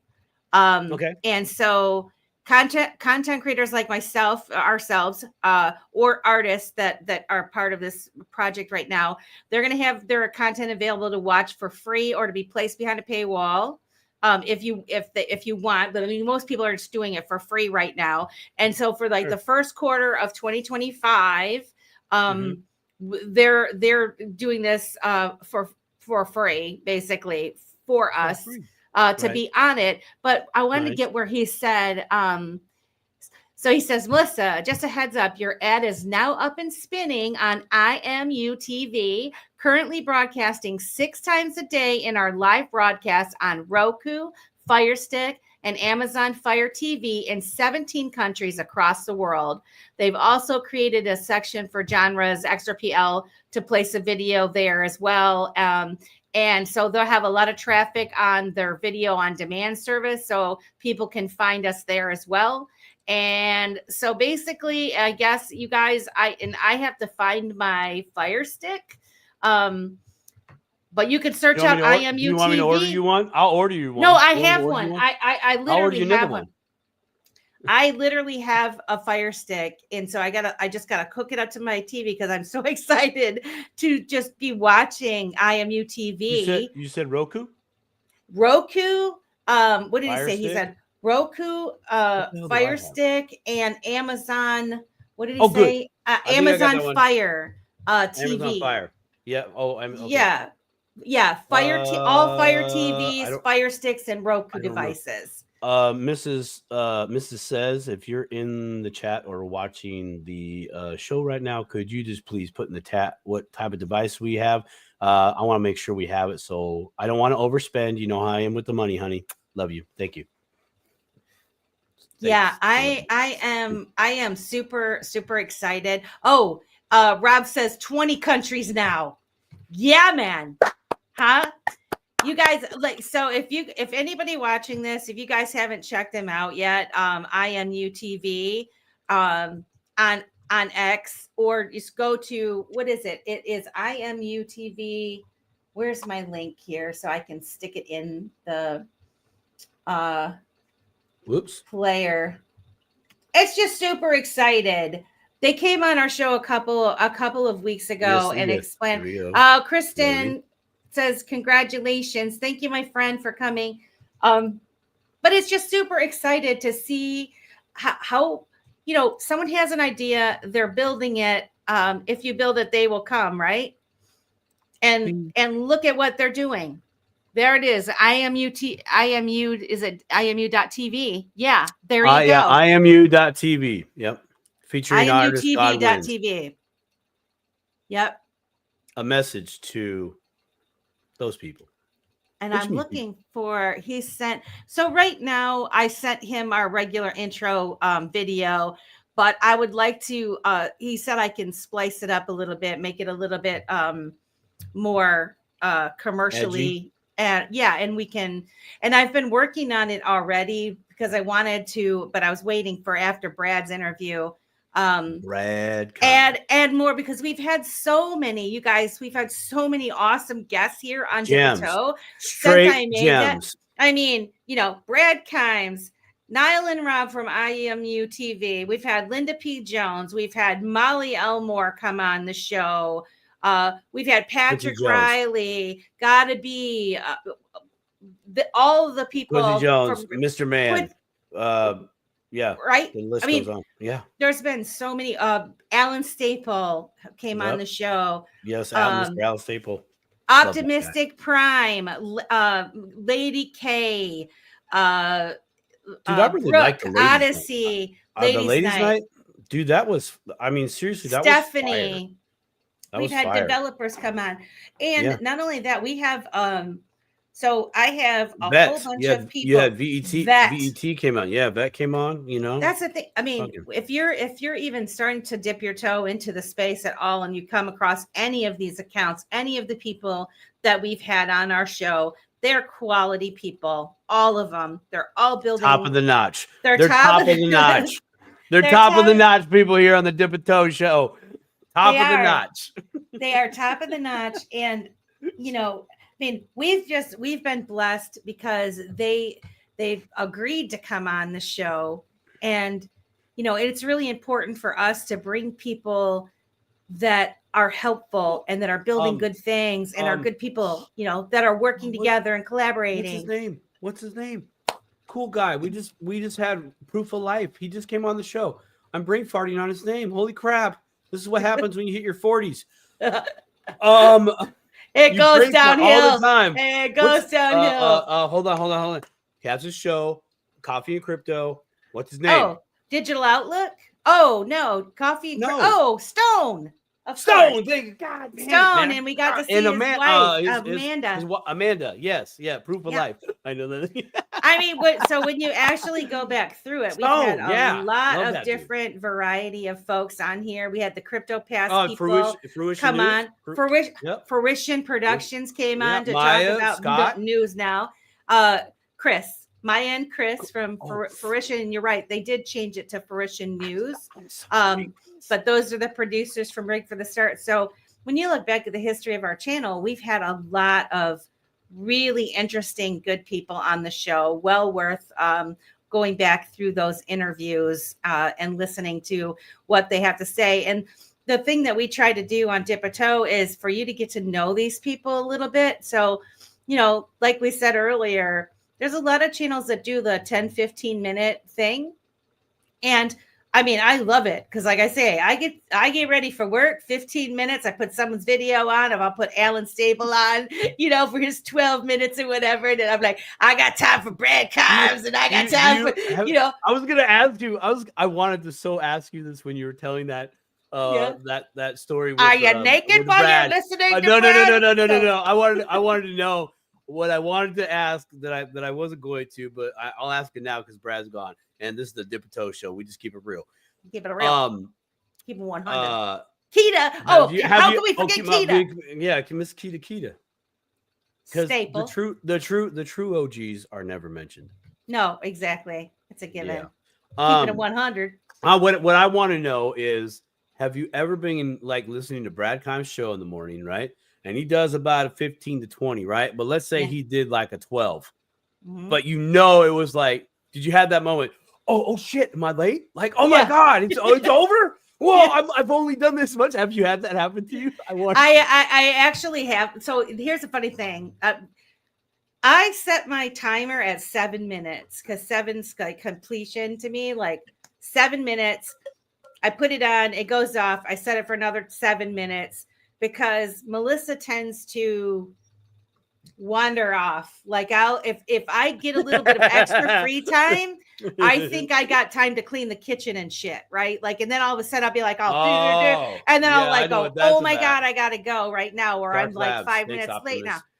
So I like totally, I totally need to time myself. And so when I put a video on, generally, I like to look at how much time I've got and put it on. But you're right, because I will get screwed up because I think they're usually like 15 minutes or whatever they are, whatever their usual thing. If it deviates from that a little bit, my brain will kind of go, oh crap, this is something's wrong, but yeah, I really enjoy them. And, so some content is like that, but then when I'm working during the day, I like these longer podcasts like ours for, 1 or 2 hours, because I can just put my headphones on and I can work and I can listen to it without having to constantly, because, you don't want your boss popping in and every 15 minutes you're looking to find a different video. Like, which one do I want to listen to now? I want to, because that's what happens, right? You're mitigating the risk. I like it. You're mitigating the risk. Damn, Optimistic is blowing it up. She's like, yep, Brian Gale, Versan. How can we forget? Joe Schmo on. And Mr. Joe Schmo. I love Joe Schmo too. Joe Schmo. He's a good Talk guy. about a teddy bear of a dude right there. Joe Schmo is you look up teddy bear, boom, Joe Schmo's pictures right there. I love Joe Schmo. We had the whole crew from Dark Labs on the show. Yep, Dark Labs. And well, of course, she's got Brooke here, but we did mention Brooke. Brooke, we definitely have had a wide variety of awesome interviews. And like I said, we like to get to know them a little bit. And so when you do stumble upon one of our interviews with these people, you're going to get to know them a little bit more than maybe you would by watching their own channel or interviews that other people do. Because, thanks, Staple Crew. Because we do ask them those kind of questions like, how'd you meet digital investor? How'd you become friends? Or, what about your drumming and those types of things? Because I think it's important for people to see, get to know people on a personal level, especially if you're following them every day, or every week or every month or whatever. Optimistic, I'm excited for this year too. This is going to be crazy, a crazy, awesome year.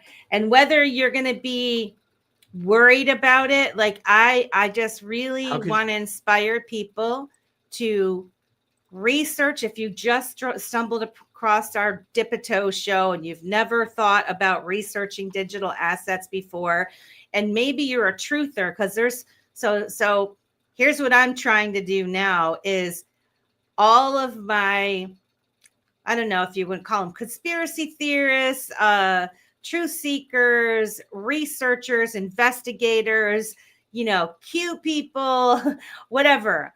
I'm starting to bring some of those circles together into this, because I really feel at my core that a lot of those people that I was spending a lot of time with, online basically, or researching with, a lot of them missed the whole financial aspect of what's happening and the clues that have been given. And whether you're listening to a riddle or whether you're go Divvy. I know. Sorry. Hi, Manny. Hi, love you, my friend. Oh, Manny, we love you, bro. I don't know about that. That was great time, my friend. But I just want to say, I want to collide some of these a little bit, because the people that are researching these things, they have the skills, but they just missed it. They missed the financial aspect of a lot of the clues that we were given, back in 2017, 2018, 2019, 2020. People got fixed in this little box of what they saw and what they thought was happening. And so a lot of those people are very frustrated, particularly now when they saw the Trump thing coming out, where, he's talking about buying Greenland and all these things, and people are kind of hot under the collar about it. They're a little bit pissed off, or they're worried about it, right? And what I say is that, the financial transformation that's happening, it's been in the works for a really long time. All of the countries, I think, are working together, and they had to go through some of these bad things to happen to get to where we're at now. And if you look back when Trump was first elected, during his first term, when there was so much shit being thrown everywhere and distractions being thrown everywhere, he laid a lot of groundwork with the country. So there were significant things that transpired during that first term. And there was a video that someone posted, and actually, if I can find it, I'll post it, where he kind of explains it, the capitulation that took place over the course of his first term in the different countries. And, when I first saw that, because I watched it happen in real time, but I wasn't thinking about the financial system at that point. I was still thinking about just rooting out the bad guys, the corrupt guys, Sure. the traffickers, that sort of thing. Okay. Sure. Then a couple of years ago, I started to realize, holy stuff, like, holy shit. I said the shit. I said, holy crap, this has to do with the global financial transformation.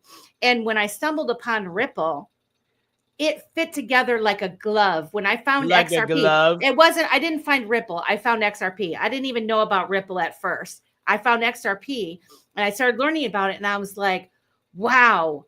And then I learned that they were, had something to do with Ripple. And then I'm like, watch the water. What is a bridge? Level playing field. Trust Kansas. All these little cue hints that were given. It's amazing, the crossover. And so I guess what I'm saying is, if there's any of you that are watching that have come across my channel, because I did get some new followers from posting and different things. If you are watching to the end here, please start looking into those things. Please start looking into, you'll thank me later, because your common sense mind and your ability to reason and research, you're going to see what I see. It's amazing. So anyway, I'm off my soapbox, but I just wanted to say soapbox. Don't forget about our man 68J Chicago coin. We had 68J. How did we forget? Baby. Look at how many people we've had on this show, man. So many good ones.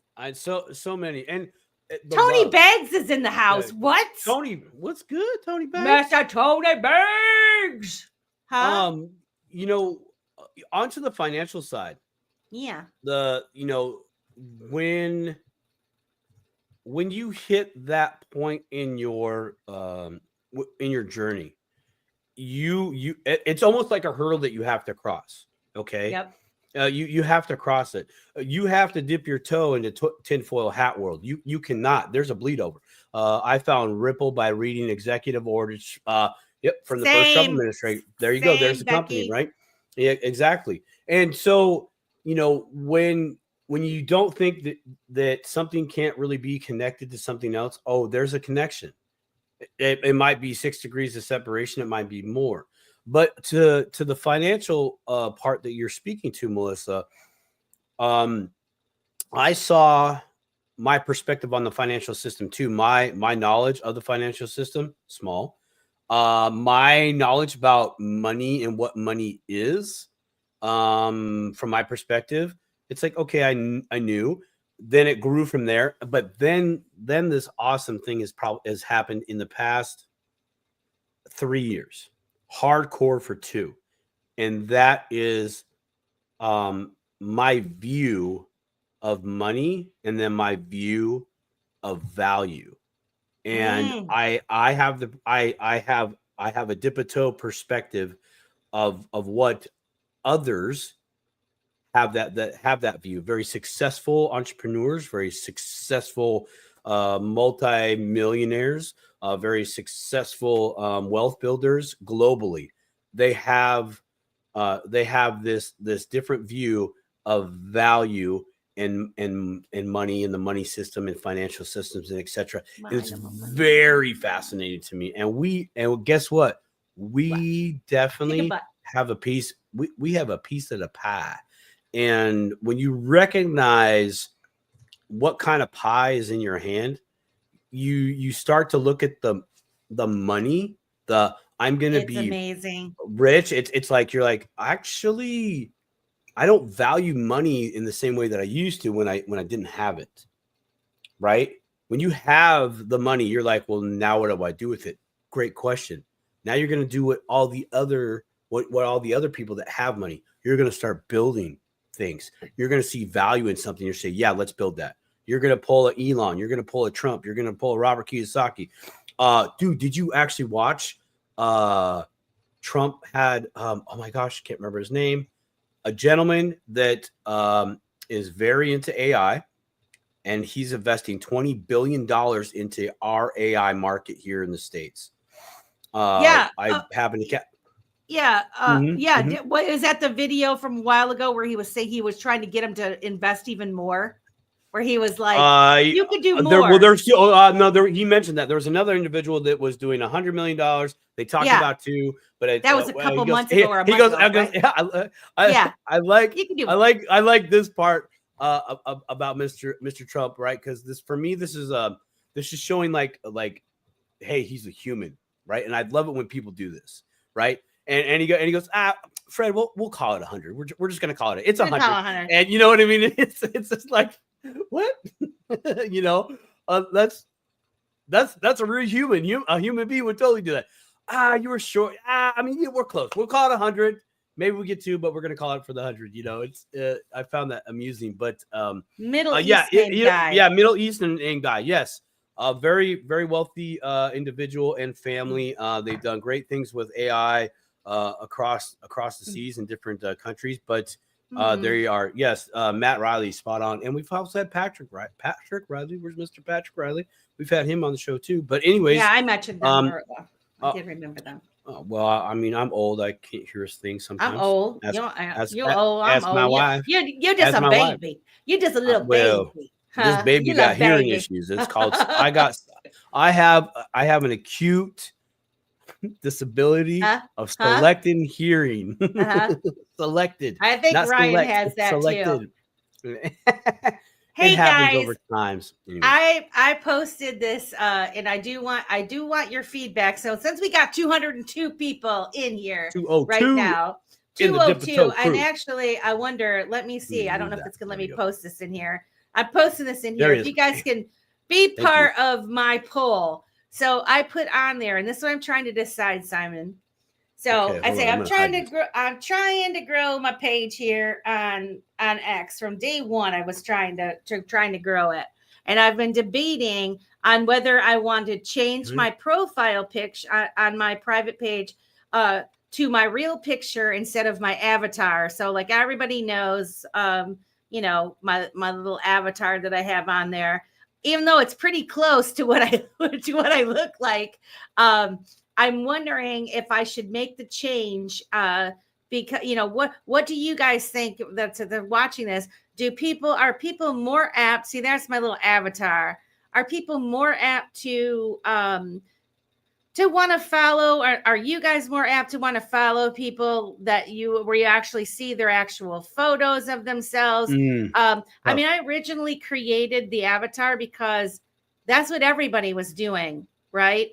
But like I've noticed people like Toasty and Lady K and some of these other folks and actually like mainstream real folk that are putting themselves out there, they don't use avatars. They use their face.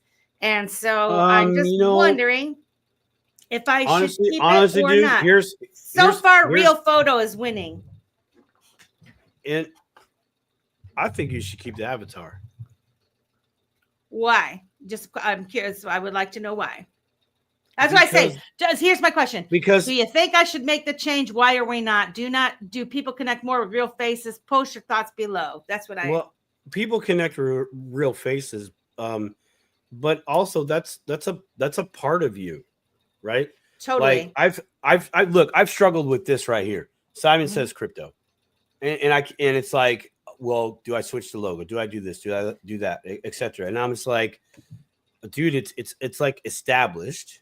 But I mean, this is part of me right here. You know, I've thought about doing like a headshot, and I agree. I definitely would need a headshot on the website, etc. But you know, dude, thanks, Matt. That's you. I mean, it wouldn't be bad. I agree with Matt, right? Totally. Either way, I'm just saying, you know, I think that's a part of you that is being brought out of you that people that will not initially see when they connect with you, when they just have the normal human. It's documented, you know gotta be. It's documented. Yeah, it's documented. So Optimistic says just change it when you're inspired to. A lot of people like the avatar. The reason, so here's my reason for it is like, you know, number one, it's not like my face is not out there already, right? Everyone knows what I'm not. I can see a lot of people use avatars for their business or their logos for their business, right? So of course, Dip a Toe Show is going to have a logo for their business. Sure. But when you look at like industry leaders or media personalities, and we are becoming more of a me. I mean, I'm not tooting, but I'm saying like, what are we striving to do we're here? in there. We're striving to be somewhat of a media personality or a show personality. So that's where, and then plus I've been following this Alex Finn character on X who has really good ideas on how people can grow their channels and their pages and stuff on X. And you know, one of the recommendations, plus I used Grok. I asked Grok these questions too. And they say, do it because you want to. It doesn't matter what anybody thinks. No, and I agree with you. I'm going to do, believe me, I do what Melissa wants to do. I totally do. But I value, I do. And sometimes I do things on the fly. And I talk to Brian. I talk to Brian all the time. And he tells me, me. Yeah. I make decisions on the fly, but this one is important. And the reason I'm posing this question now is because we're early in 2025. You can sip your wine on camera. We don't mind. I'm doing a keg stand. She doesn't drink the wine, bro. She drinks the White Russian, baby. Huh? She drinks the White Russian. Yeah. But so I don't know. And so I wanted to get the perspective out there. You know, so far there's 10 votes, 90 say real photo, 10% says keep the avatar. And you're right. When you change it, people have to adapt, but that's part of it. Just go with your heart, express however you feel in the moment. You should take another poll. Say, should I fire Simon or not? No.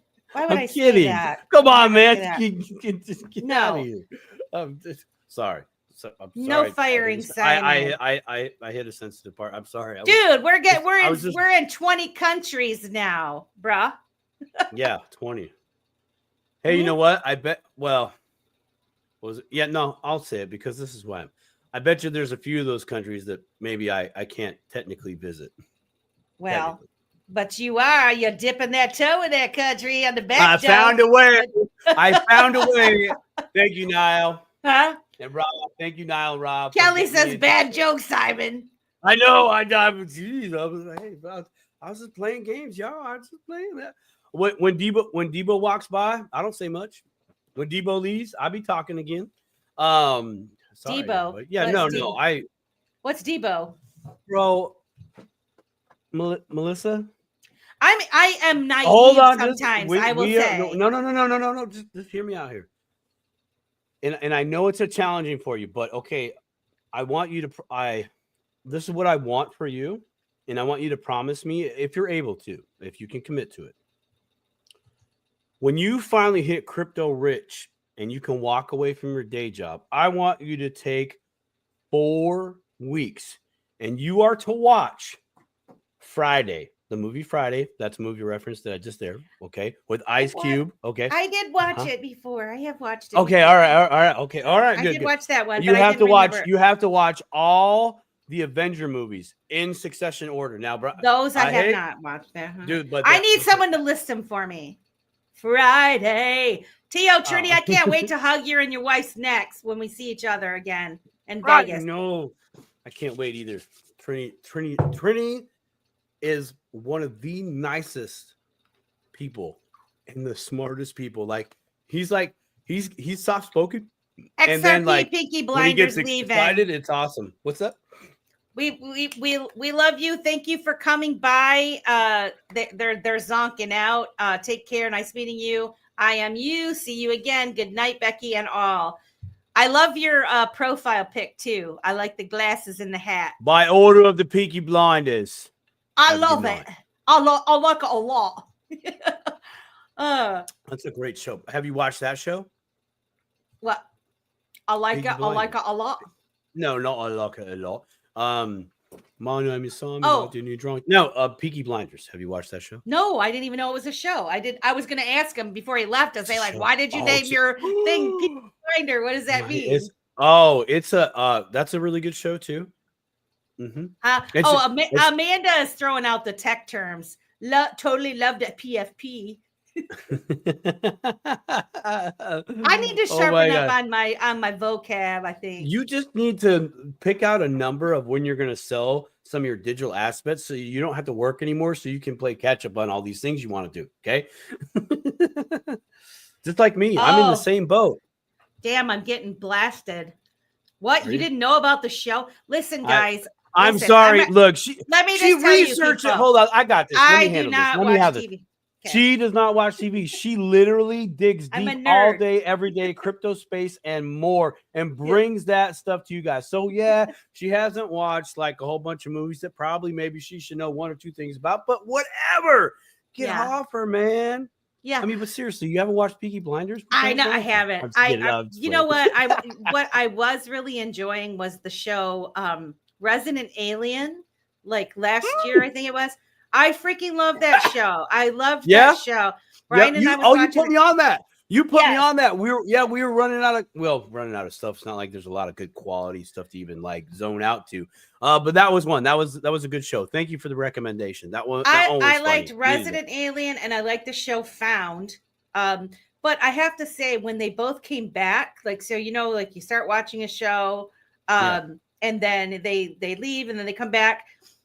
It was different. It had a different vibe to it. And so now I can't get Ryan to watch Found with me. He doesn't like it anymore, but he liked it in the beginning. We both really liked it. I still like it. I would watch it, but yeah, I don't really, I feel like I'm wasting my time. I know that when I'm watching it, although I think it is healthy to take a little, break and watch a movie or watch a TV show or something. I watched the football game, guys, and I was so thank you, Susan. I watched the Detroit Lions win and become the first seed, and that was very exciting for me being in Michigan because while I'm not a huge football fan, I do watch it. Ryan likes to watch football, and I usually like to watch college football. Don't usually watch the big league type football, but Gotta Be watches us and Brad Kimes. So this was like a perfect show for you tonight, Brad, or Gotta Be. But anyway, when I saw them win, and I was super excited about that, so I did watch a little bit of football. But other than that, I mean, I'm listening to content. Whether I've slowed down a little bit on the conferences because really, truthfully, there's so much happening in this space on a daily by hour basis, it's really hard to keep up on it all. And like, you need to read something or watch something or listen to something and then let it stew and absorb, and then really think about what does it mean to you, right? Like recently, there's the whole thing, and I posted about it on X, the whole thing about Ripple becoming partnering up with Chainlink. And a lot of people, I started seeing posts where people were really pissed off that they weren't using Flare. And so, I have been using Grok a lot. It's actually pretty darn good for being able to ask it some questions and pulling in, different perspectives in that. But I really didn't understand what that whole thing was. And so I think, whenever you guys come across something and you don't particularly know what people are talking about, look it up and kind of teach yourself a little bit about it. And, from my research on it, I'm like, hey, it looks to me like they could use both of them in the future. It's not one or the other. And then that supports my thesis, my theory that, this is going to be an interoperable world. There's not one chain to rule them all. There's not one company is going to take it all. And you don't want that. Even if you are, people were saying, but Ripple invested in Flare. Well, yes, they did, but you don't want one company dominating everything. That's how we got to the shitty situation that we're at now. You want the pie to be spread out, and you want us all kind of working together, but you want that backup in the event that you need to leave and go somewhere else, right? But look at okay, they have a partnership, these two, Ripple and Chainlink. This is good because here you have two projects. Well, okay, one company, another company has a project, and the other one has other projects and is the custodian of a token, or as the XRP, right? And now they're coming together because they both see value. Hey, you guys do this very well. We think we could take that using our product to do this with it. I think there could be a good play there. And they've come together and they've sat down, and now they've made an official announcement of hey, we're doing a deal together. Okay, I wouldn't look at it as anything more than that. You look at was it Songbird? Flare. You look at Flare, it's like, hey, we don't know what's happening with Flare. There could still be a deal there, but they might be a few years out or more, right? And we have no idea that in fact that is Flare, is Chainlink replacing Flare on every level? Dude, we don't know that. We're not in the meeting. I mean, we could speculate, but it doesn't mean that they're out. And this is good because, okay, let's say Flare doesn't initially go with Ripple, or rather vice versa, right? Ripple says, hey, Flare, we like you, but we have found somebody else. That's business. But that's not going to stop Flare. Flare might work out all their bugs, leapfrog Chainlink in some way, and be like, hey, we have this to offer you, Ripple. We still have a good relationship with you, or rapport, and there could still be a deal, a deal made that way, some way, somehow. Look at XDC. XDC is a whole different thing. And Quincy Jones, my man, your boy Quincy, love you, dude. He often has said that each one of these coins and network are going to be part of a specific sector and do a certain function within that industry, right? Think about it. You have logistics. Well, what kind of logistics? Well, you got air, you got trucking, you got sprinter vans. Okay, that's one part of logistics. What other logistics? You got boats. You might have data logistics, right? Think about that for a minute. Transferring information back and forth, that's logistics. That's one component. You might be in the food industry. Well, what's part of the food industry? Right. Oh, I'm in agricultural. Okay, that's part of the food industry. What else? Well, there might be just the harvesting part. Okay, great. Oh, interject logistics. Okay, that's got to go to the processor. The processor's got to get it all prepped up for the producers, which are the bakers, etc., so on and so forth. You think about just major sectors and dissect it down. Literally, there is a piece for everybody to apply these projects in there. Look at IMU TV. Great example, right? That's tomorrow's TV right there. Yep. Right? They're going to replace Netflix, literally, in my opinion. A lot of people, it's giving the choice. Yeah, for sure. And so when I looked up, and everything you said is correct. When I looked up, and I just asked, like, could Ripple use both Chainlink and Flare Network? And just by asking that question, it gave me answers into, and this might not be exactly correct, but I think it's pretty damn close.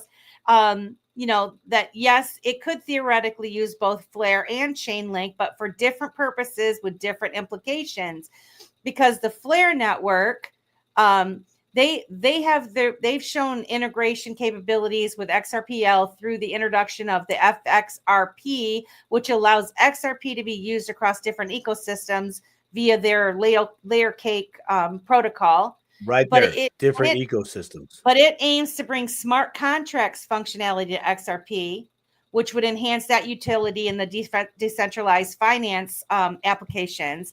So the future potential of that would be if XRPL were to natively support smart contracts, then Flare's capabilities could be further leveraged for providing decentralized oracles directly to the XRP ledger's smart contracts.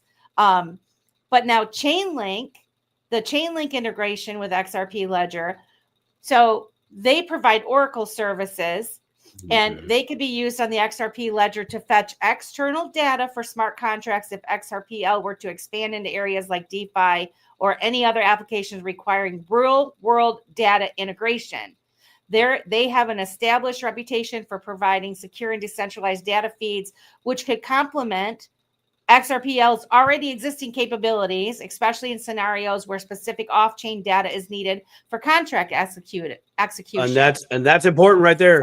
So in conclusion, off-chain, right? Off-chain data, right? They could indeed use both Flare Network for its interoperability and smart contract capabilities, and Chainlink for its specialized Oracle services. So so it's going to just really depend too, like when they sign these contracts to do business together, if one, and I think it would be stupid if one or the other said, well, we're only going to sign with you if you don't sign with this one, right? So provided they don't say you can't, but to me, in my opinion, Ripple holds the cards to all of this of whether they're going to use one or not. So I just say, don't jump to conclusions whenever we see something come out.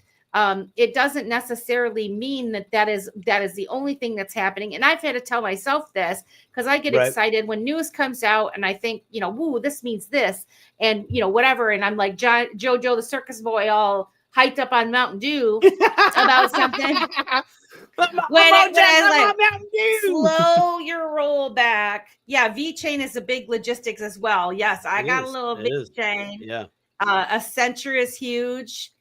So, I mean, and basically there's so many opportunities out there for in building going on for interoperability. And I think the more choice that you have, the other thing that I put out on X2 was, yes, it's nice to have everything in-house or controlled by you, right? But it's also good to let certain parts, like people do things that they do it really well, let them do it, right? When you start trying to tackle every little detail of every single thing, you're going to fail because you can't do it all. You can't do it all well. There's only so many hours in the day, or you really have to trust everybody that's doing it, like that you hire in-house. And sometimes that's harder to control a single employee unit of people working on a project than it is to hire a company who specializes in that thing. Do you see what I'm saying? So I think it's business. Great. That's business. I mean, that's straight up business. Let's go back to the contract that you're talking about. There's not one contract, one type of contract, one format of contract that is the standard. There isn't. There's a rule book Depending on your country, in the U.S., we have states, and then you have the counties, and then you have the cities. That's a lot of standards right there, right? I mean, so and now interject global population to that. Like, no, there's going to be, like you're saying, there'll be different networks, different tokens, coins, etc., that will be applicable to specific needs and situations, and they will be. This is where we get into the interoperability, and that's crucial, right? When people say that that's big, it's like no. Now jurisdiction A and jurisdiction B can talk to each other. Like, imagine if I had a contract in the U.S. and you had a contract in whatever country you're in, but all of a sudden now we put them on this network and they can talk to each other and execute the trade order, etc., and be in total 100% compliant, both in your jurisdiction and in my jurisdiction. Ta-da! Like, ta-da! As simple. Ta-da! I say ta-da like it's nothing, dude. Are you kidding me? The amount of work, communication, etc., time, energy that went into that thing. How valuable is the dang contract? Holy crap. Not that contract, but just the things that are working. Interoperability, crazy. This is where we get into the international legislation, protocols, everything that's coming out there. This man, I was on a call. The MICA. The MICA and the you and I talked on the phone because I was on a Mr. Mann's town hall on a Friday, and he had Smoke on there, and Smoke was talking about the MICA. Fire. And then there was the I know, dude. I listened back to it. It was awesome. Did you? Oh yeah. And then he saw, it was, dude. It was great. And the perspective that Smoke and Mr. Mann give, okay, top the perspective of like, they have their like personal opinions. But boy, can they flip off the light switch on their personal stuff and say, hey, this is like the 40, 50,000 foot view. Yeah. Emotions are not available here. Like, this is what it is. Look where this is going.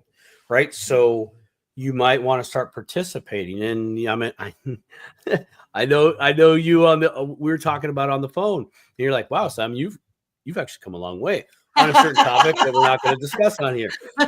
But in truth, yes, because finally some lines in the sand were drawn a little bit more detailed, as opposed to being all flaky general and change your opinion, right? And for me, that's what I'm looking for personally. Off that topic, in order to, it's just the way it is. I'm slowly succumbing to it. My direct approach on these things for my wealth building is immature. And what I mean by that is I've never been wealthy before. I've never had to think wealthy before. And and I am taking accountability of that and saying, hey, you really need to start learning what the current wealth builders before you have done and why they say do this and why they say do that and so on and so forth. So that being said, look at the rules and look at them again. Look at who's making the rules, because these rules can affect you, but they're not really directed at you. These are for them in that big jurisdiction. Like literally. Okay. So yes, you don't matter in the equation. Okay. Because you're not part of that deal. But if you want to be at that table or be able to participate with that table, whatever that is, you're going to have to find a way to circumvent. That's a bad word. To navigate and apply. I know. Oops. And navigate those rules and figure out how to make them work for you, because that's what big wealthers do. What's up? What do you got? Well, I was just, I posted something earlier. You just jogged my memory about, Bitcoin investor surrenders keys to $124 million stash. Federal prosecutors detailed a years-long scheme of tax fraud, ordering an early Bitcoin investor to surrender their keys. So basically, this person, because why? Because this person. No, I said how. I said, how did they do that? How they just order them? I mean, like. Right. Well, I'm not going to get to that. Leave well, my comment alone. Yeah. Fat Tony said, pardon my French, but they can go and F right off. They can go F right off. But so basically, decrypt.co, if anybody's interested, they had an article on this that the federal judge ordered an early Bitcoin investor to surrender their keys to approximately 124 million. According to the order issued by U.S. District Judge Robert Pittman on Monday, Algren, I don't know if I'm saying that right, must disclose all private keys and identify any devices that he used to store crypto, such as hardware wallets. The order extends beyond just wallet access. Algren must, and any associates are prohibited from transferring or hiding any digital assets without court approval, though they can use funds for normal monthly living expenses, which I find interesting. The order aims to help recover about $1 million in restitution following Algren's December conviction. So basically, last year, federal prosecutors released a 7-count indictment against Richard Algren III, also known as Paco, marking the first United States criminal tax evasion case centered solely on crypto trading. The Texas resident faced 3 counts of filing false tax returns, 4 counts of illegal structuring of cash deposits. By December of last year, Algren was sentenced to 2 years in prison for falsely reporting capital gains he earned from selling $3.7 million worth of Bitcoin. Instead of paying the taxes he knew were due, he lied to his accountant about the extent of the large portion of his gains. This is why he got in trouble, because he freaking filed a tax return and he lied. Okay, but he blatantly lied. Okay, he now blatantly lied. Okay, yes. So I'm gonna go. Okay, blatantly lied continuously. Think about how rich he's gonna be when he gets out of prison. if he kept just 2% of a Bitcoin. Oh, Tristo's here. Yeah, I know. Hello, friend. What's good? I know. What's good, homie? Where am I going with that? Okay, so there's a line in the sand. Okay. And depending on how you went about it, I went about things differently, because I did research that said, look, until this is resolved or more lines are in the sand, then great. But right now there isn't, and I'm doing what I feel I must do to protect the digital assets that I manage. So that being said, those are choices. But see, I think there's a fine line between, and there is a fine line. Okay. And you have to discover where this fine line is. If you go back and read what you were saying just a minute ago, he lied to his accountant on the extent of his gains. Okay. So right there, he says, yes, I got gains. Well, how much? Oh, it's only this much. It's like, okay, you're in that position now where you're reporting your gains. Okay, that's one thing. There's that box on the form. Depending on how you did your taxes or who did them for you, there was an option to not check the box, like literally not check the box. Maybe that was something you did. And in fact, I do want to get Mr. Donnelly. Donnelly, thank you. Yes, I'd like to get him on the show to kind of talk about this, because I actually know other individuals that have waited for certain agencies of this country to get their stuff together to say, this is the process. I said process like Amanda. Process. Process. And this is where it really needs to be. And so now depending on what you did, there may be an option for you to say, hey, I'm ready to do this and be straight and narrow, because you finally guys have given me a damn straight and narrow hallway to go down, not this walk of faith into the dark while you feel knives going by your face. Yeah. I get that. Let's pretend it's clear when it's really not. Yeah. So there's definitely a difference. Like there's intent to 110% deceive, and then there's to intent to go, I'm not going to let this go right now, but I'm willing to work out something in the future, because you're not getting the whole fucking bag, or whoops, you're not getting the whole freaking bag either. I'm sorry, earmuffs. Sorry, you too. it's just that. And so me saying all this is a component of the wealth building. Okay, there's some moments where you're like, I'm not paying the tax man stuff. Okay, that might be your W-2 days, right? Where you are remembering taxes go out, it's a lot. You barely have enough to do X, Y, Z to breathe, live, etc. Okay, I get that. Most of us have been there, and most of us still are. We're waiting for crypto rich, At least you didn't say the poo word. Like I did. No, I said, I said, oh no. Shit. What? Oh shit. Anyways, all right, we have officially gone off the rails. What's happening, Richard? What's happening? I say all this to all of us have a digital asset. It really is an asset. You have a thing that you can build wealth with at any level. Yep. And because you are now a wealth builder, and you're probably the first one in your family to really do it like this and like that, and then it would behoove you to read the rules and really get a lot of solid I never say that. Solid information. No, she didn't. I did. She said the other one. And understand, rather know and be extremely aware of what you have to do and how can you make it beneficial to you in the future. Mm-hmm. A lot of different ways to do that. But like I said before, this shit ain't for sissies. It totally isn't for sissies. We've went way over 10. We have. I was gonna cut it right at 2 hours, and look what I did. I let it go beyond. Let's go.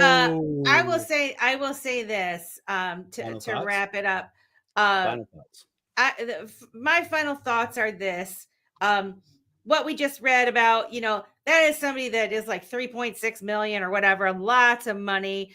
Definitely kind of went to a fraudulent direction with intent to deceive. Mm-hmm. You're always going to get in trouble when you're intentionally trying to deceive. If you want to play in that system, you got to play in the system the correct way.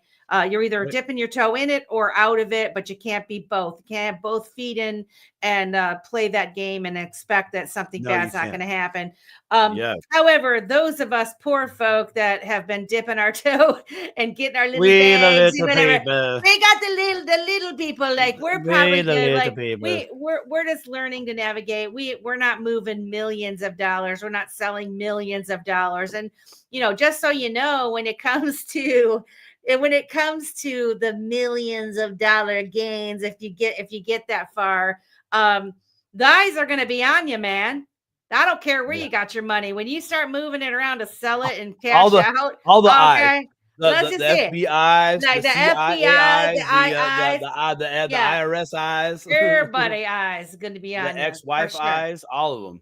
So like what Simon is saying, preparing yourself both mentally and with your team of people and strategizing, figuring it out. And I mean, I don't know that most people that are holding little bags, whether you got a little bag of 100 or 1,000 or 10, 12 different kind of coins that you're holding, in the future, they are going to go up in value. Most of them, I don't know, because I'm speculating. I don't know. I don't know what everybody's holding, but most people that are holding some of the ones that we talk about on the show, they're probably going to end up doing pretty well. And if you're preparing yourself mentally for that, you're probably going to be in pretty good shape. Those of you that are little baby bags, those of you that are trying to skirt the game or what do you call it? Cheat the system or whatever. I lost my keys in the boating accident. Okay. Yeah. I don't know if that's gonna really fly. I lost my keys in the boating. I lost my boat in the boating, and like I heard that a lot, like a funny joke. Okay, but the mindset that subscribes to that, you might have lost them in a boating accident to where you're not using it anymore, or like you've just put it off to the side. But the minute you go to touch that crypto that's in that lost ledger that you can't find, they're gonna see the money move. So that's a funny joke. It's funny to joke about, but it's really seriously, if anybody that is parroting that and actually some newbies comes on and thinks that that's true, that they're going to be able to use that as an excuse. Don't think for 1 second that guy that's in jail right now and they've been mandated to give up his keys. Okay. Does he have to give it? They can't force it out of him, but they sure as hell can keep him in jail. Like, look at the January 6th people that are in jail for how long? They've been in jail forever. They haven't done really, I don't know. I don't know. I'm just saying someone can be put in jail for something that they didn't do. And I'm not saying January 6ers didn't do anything or whatever. I'm just saying somebody can be put in jail for something that they didn't do and the key thrown away. And the system, you can't get out, right? So these guys that are trying to skirt around paying tax or filing claims. Sounds like a little bit more than just a little skirts. Yeah, if you ask me. I mean, millions of dollars. Yeah, I mean, we're talking millions of dollars that they cheated on. So, I mean, just don't do what that person did. Don't think that that's going to be read the article and look within yourself and say, is that going to be me in like is that going to be 2 me years? in a couple of years, maybe? Let's see. She says, well, we got to go. But at the same time, I'm glad I'm starting with so little, no capital gains, but I have to start with keeping track. I feel so much better when it's done once. I always do my own taxes. Did I do good? Did I do optimistic? Did I do it good? Yeah. I tried to. Yeah. Yes. No, that and optimistic. And I like what you do there. I like that I have to pay my taxes. Yeah. I'm happy to pay my taxes or offset with charity. Offset with the charity. Yeah. Good for you. Fantastic.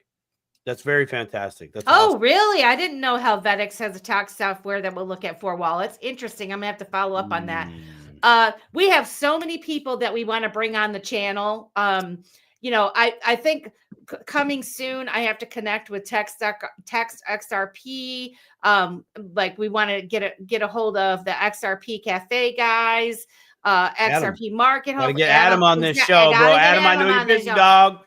I know you're busy, bro, but we got to get you on. I'm going to call Quincy, tell him to blow you up. Let's get him on. And so, guys, look forward to more guests. I was actually on a space today that Stephanie was on, the Island Girl. Island Ghost, not girl. Ghost. Island Ghost. And she was like, hey, she had me come up, and there was a bunch of people with projects on there too. And I wanted to say one thing. I bought me some, or I put an order in. I didn't look to see if it's filled yet, for some butt token of Optimistic Prime's blue umbrella token. I finally figured out how to do it myself, because I wanted to do it everything myself. So I got that. I set a trust line for Reaper. So I got as far as that last night. I've been sick actually for the past couple of days, but I was trying to get some stuff done last night and teach myself while I was laying there in bed. So I've gotten as far as setting the trust line for that. I did the order for the butt token. The butt token. And I did the order for a specific 3-2-1-1-2-3. So that's why I didn't just do market. Why I had to do, because I wanted to do 3-2-1-1-2-3 for the mirror. Because I thought it was kind of cool. I wanted to get an exact amount. Anyway, so I'm dabbling and dipping my toe into some of our favorite friends' projects. And so I've got to do the ARC still. For Gottapee's project, I gotta figure out how to connect all that stuff. So, I'm working on it. I baby stepping it, but I definitely need to get that on. Yeah. Now you got to go get your trust line set up for ARC. Yes. That's my next thing is the when she's throwing all her stuff around the office. My God, yeah, we got. I can't hear a thing. That's good. That's good. Nothing but awesome comments coming from this guy right here as I show you my mail.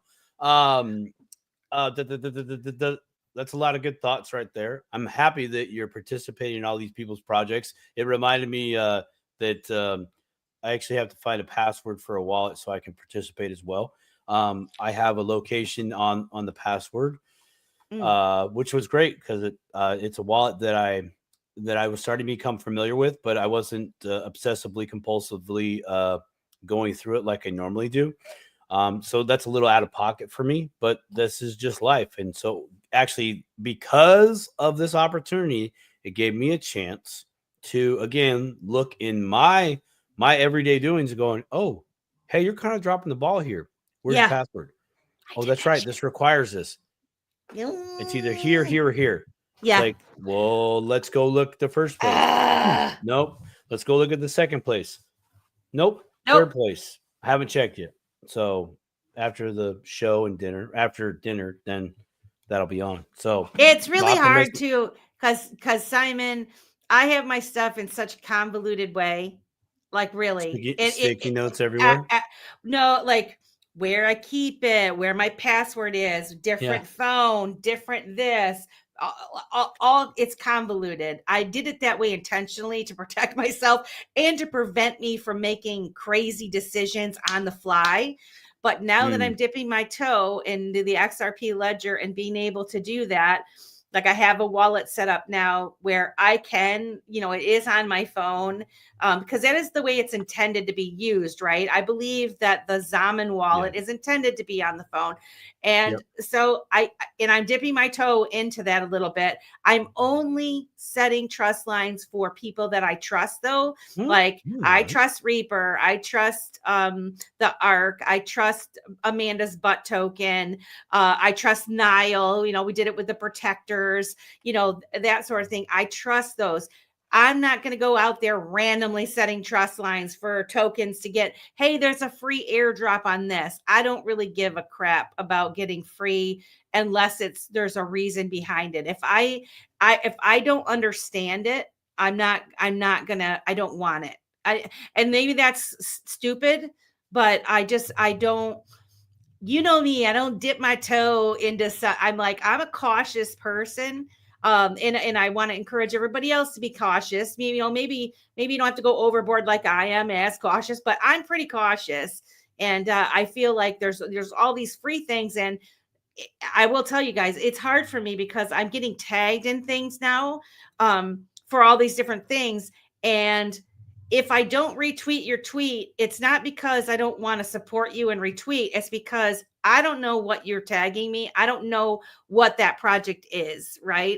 And until I know it, I'm not going to click links and I just don't. I just don't do that. But I also realize by having friends like Amanda, Optimistic Prime, and Reaper and Greg and, K Buddy, all these guys, Lady K, they do know these things. They knew how these things work. And so there's the airdrops and the contests and all the fun things that you can participate in. And so I do want to participate in Rosemary, and I do want to participate in these types of things. So that's why it's really important to have a network of folks that you get to know. And that's part of what a purpose that this show serves as well, is because we kind of come together on Wednesdays and we're talking, we're sharing what we know so that we're just not out there blindly following, because there's a lot of shills out there, So, and I said, it's kind of shut my mouth, but I kept on talking. Oh, 222 people on the show. That's universe telling me, give me a sign that I got to do something. That's a sign. That's a sign. That's a sayonara. Do you have a screaming like? I closed out of it, but I was looking for stuff like that where we could go. Oh, wait, what? Rob Nichols, over 5,000 trust lines and will be usable on IMU TV and IMC. Okay, Rob, we're going to have you come back on and explain. Once you guys are up and running, like for real, because Niall's going to send me the details and stuff on like how to get our show to like stream to your thing and all this stuff. Good, because also, we need to know that. Yeah. Yes, he's gonna let it. He is like working on it, and he's gonna let us know how to do it. But like he's saying, over 5,000 trust lines will be usable on IMU TV and IMC. I don't exactly know what that means, to be honest, other than like, is that because these projects or because these musicians, like they can sell, like Vessi, I think her name was Vessi, that was on our show. She created her own token to sell. And so like you can create private events and different things like that. And so that's where I think the trust line comes in, or maybe they give back to their fans or something like this. So I definitely, see, I have the trust line for the XFT. And that's what you're going to be using, right, Rob, to like go into maybe private viewings or something. If I'm not mistaken. But it's very cool. Yeah, Matt says so cool to know developer people. It is really cool. Whoops. It's so cool. Simon's been a godsend. Oh, you're a godsend, Simon. Huh? He is. Well, every now and again, the Lord's got to send a screwball down here to I'm holding up for a hero till the morning light. It's gotta be strong and it's gotta be hold on. All right, story time real quick, since we're gonna probably take it to 3 hours anyways. Okay, that song from Footloose. Okay, I used to have my mom and my stepdad play that song on wax. For all that you don't know what wax is, that's a vinyl record. And my mom had a sewing mat. It was made out of cardboard, right?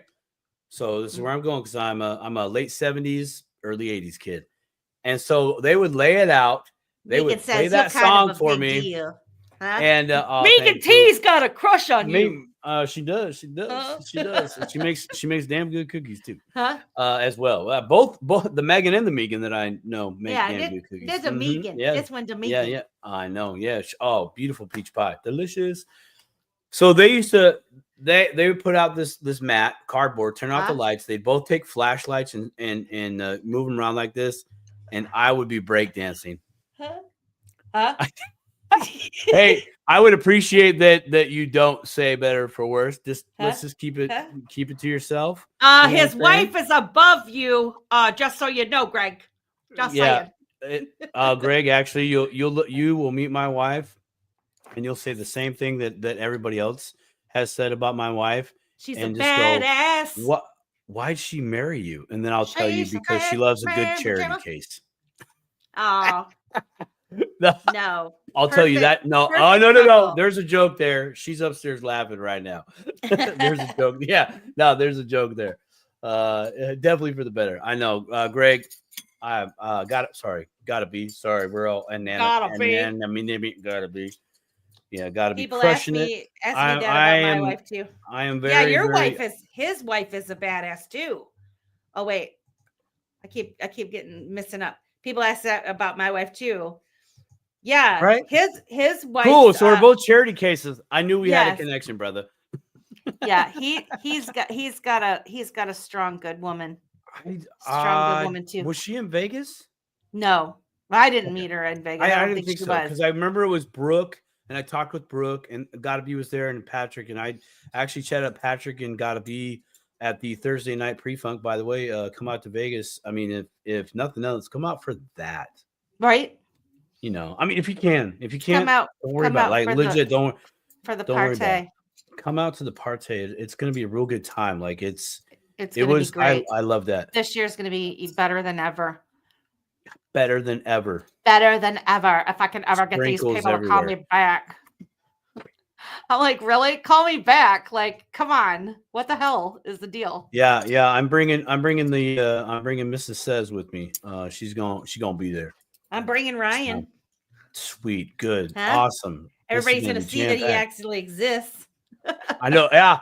You know what? Maybe we should call it that. Maybe we should call the Dipito Stable Crew and Friends Proof of Life Party.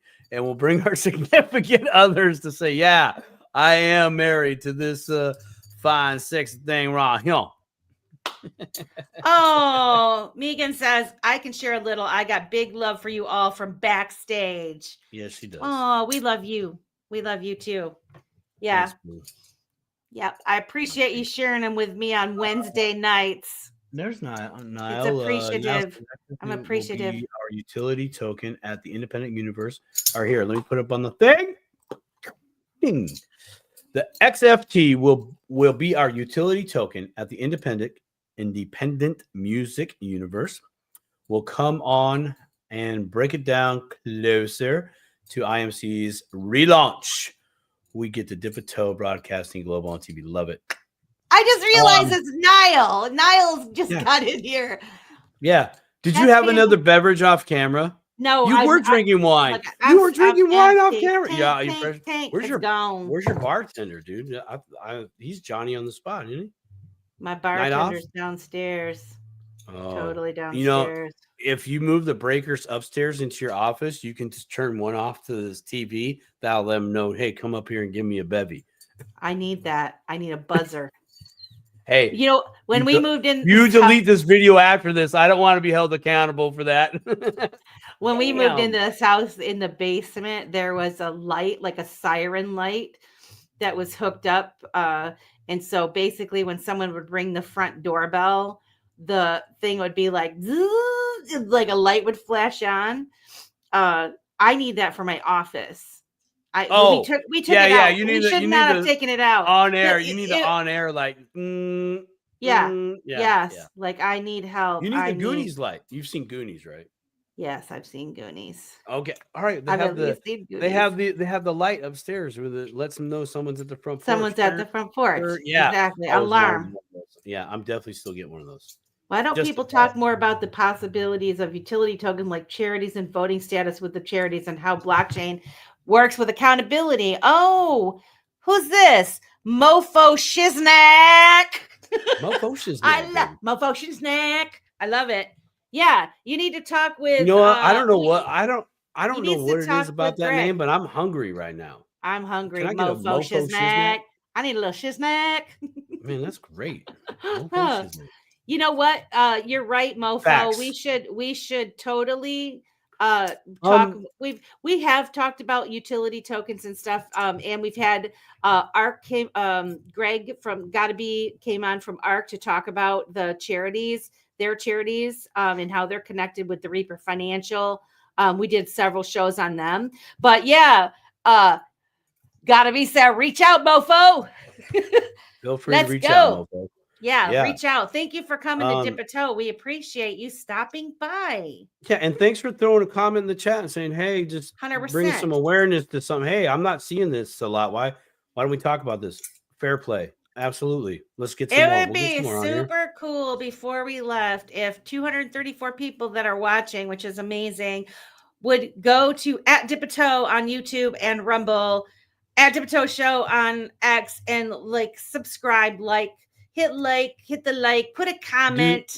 Do some of this. Help us out because let me get it. But I guess the more likes you get and comments or whatever, it helps with the algorithm, I suppose.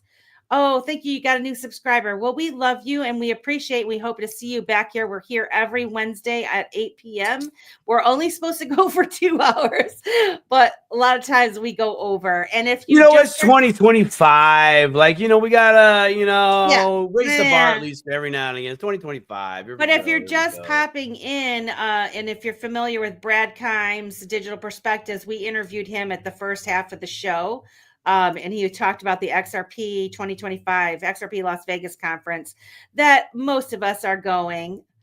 Don't get me singing I Need a Hero now. Optimistic. I think I already said. It's already in my head. But Mofo Shiznak, how did you find us, by the way? Are you watching us on YouTube? Did you stumble upon it, or did somebody tell you about our show, or what? Just curious. The time spent was so worth it. Time spent. Here, we are the hero. We are the hero of our own story. Optimistic. Optimistic is one of my favorite people, you guys. Just so you know. I know she's hey, buddy, too. She's literally right up. She's literally actually, right over there. I'm literally pointing at the general direction of where she lives across in relation to where I'm at. All the people that come here you guys are my favorites. You're all my favorites. Like, you come here, you're in the chat it's like, I just love it. You know, you are my gyros. What does that mean? Gyros. What's a gyro? I don't get it. What? Okay. I don't know. I don't know. Hold on. Go to the next one. I will. Hero. I will. Hero. Is that another word for hero? Toto. Dun dun dun dun dun dun dun. Huh? Huh? Rob? Oh no! Oh no! No G sound. No G sound. Oh wait, is there incriminating? No. Is there? No. You guys didn't like. Wait, no. You don't like my singing? Wait, hold on. I'm gonna be a superstar one day. Inception. What is it? I don't even. I'm just making sure I don't have any incriminating evidence on here. Don't show it, man. Don't show it. Okay. All right. Gyroscope. Or. Hold on. Please don't be so. Oh yeah. Well, that's what I thought, but I was like, well, what does that mean? Because I'm freaking hungry right now. Just so you know. So thanks a lot, Greg. You made me hungrier. I need a drink and a gyro. Is a gyro? A gyro. It's a euro. I want a euro. That's what he was saying. I get it now. Totally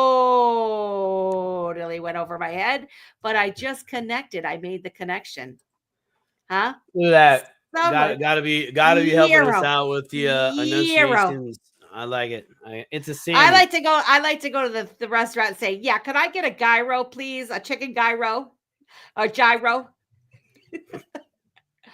Actually, if I don't know how to pronounce something, I'll just say, I'll just have this. And I point to the menu. That's what I want. Huh? Third menu on the right, second one down. I want that. Yeah, just give me that, or I'll say, my man's going to order for me. my man's going to order for me. Baby, you tell him what I want. You know. Oh, hey, we're I do the old, I'm going to the bathroom. Can you order sharing for the market. Me? I'm sorry, I'm sharing the market. Okay, we've officially gone off the rails. Okay, my final thoughts. We'll get the final thoughts. We're leaving. God darn. It's like my final thoughts are: I am so very, very grateful to all of you that are watching this show. The past year being a part of this channel has been such a wonderful experience that I really feel like this is a part of actually why I'm on this planet. And I'm doing it right here, right now.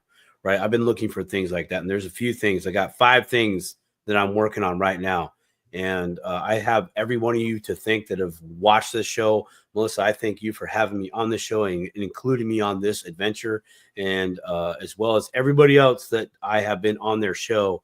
It's been an epic time. And I have received so much love from you guys just participating in the chat that nothing in this world can take that away from me. And when I go and graduate, I'm going to take y'all with me. In here and in here. So thank you. Those are my final thoughts. Well, that was beautiful. And Brad, thanks for coming on the Dip a Toe show. I know. You came on in. Come on in. Brad comes Dip a Toe. Yeah. And Rob says, I'm so happy I met you all. You're both great. So much love for you both. We love you too, Rob. We're gonna get together in Vegas. Faux show. I love you too, K buddy. Hey, Susan loves my singing. Thank you, Susan. I appreciate that. Yes, I want to thank everybody for coming. You guys, sometimes people say like, well, what the hell are you doing this for, Melissa? Like, why do you keep doing it? Like it's like you don't get paid, is there going to be any money involved? Whatever. We do this because we love you. We enjoy spending time with you because of the people that you are, and we know that you are like us and wanting to help others. And there's still a chance for us to reach a lot more people and bring them on, pull them on the boat with us, so to speak, right? There, you know, even though the prices and things are going up now, man, we're still so freaking early. And the more people that we can educate, the better. And like we were talking with Brad earlier, the fact that we're entering into this as it's being built, and there's so many people that are giving this attention, we do have a chance to create a world that we want to see. Collectively together, we can make things the way that we want, and we can call them out on things where they're falling short, and insist that they build things that work for us. And if they don't, I mean, we're building things ourselves anyway that we can use. So you know, everything from your own wallet, your own ID, to IMU TV and hosting independent artists and musicians, and, you know, shows like ours where the users can watch for free, or they can choose to become pro members. But everything's shifting, and we're playing an incredible part in it. And if you guys are just now dipping a toe, you can hop on board with us and dip a toe too. So again, we want to thank you guys for coming. Please come back, like, share, and subscribe. We're here on every Wednesday night at 8 p.m. And we look forward to seeing you guys next week.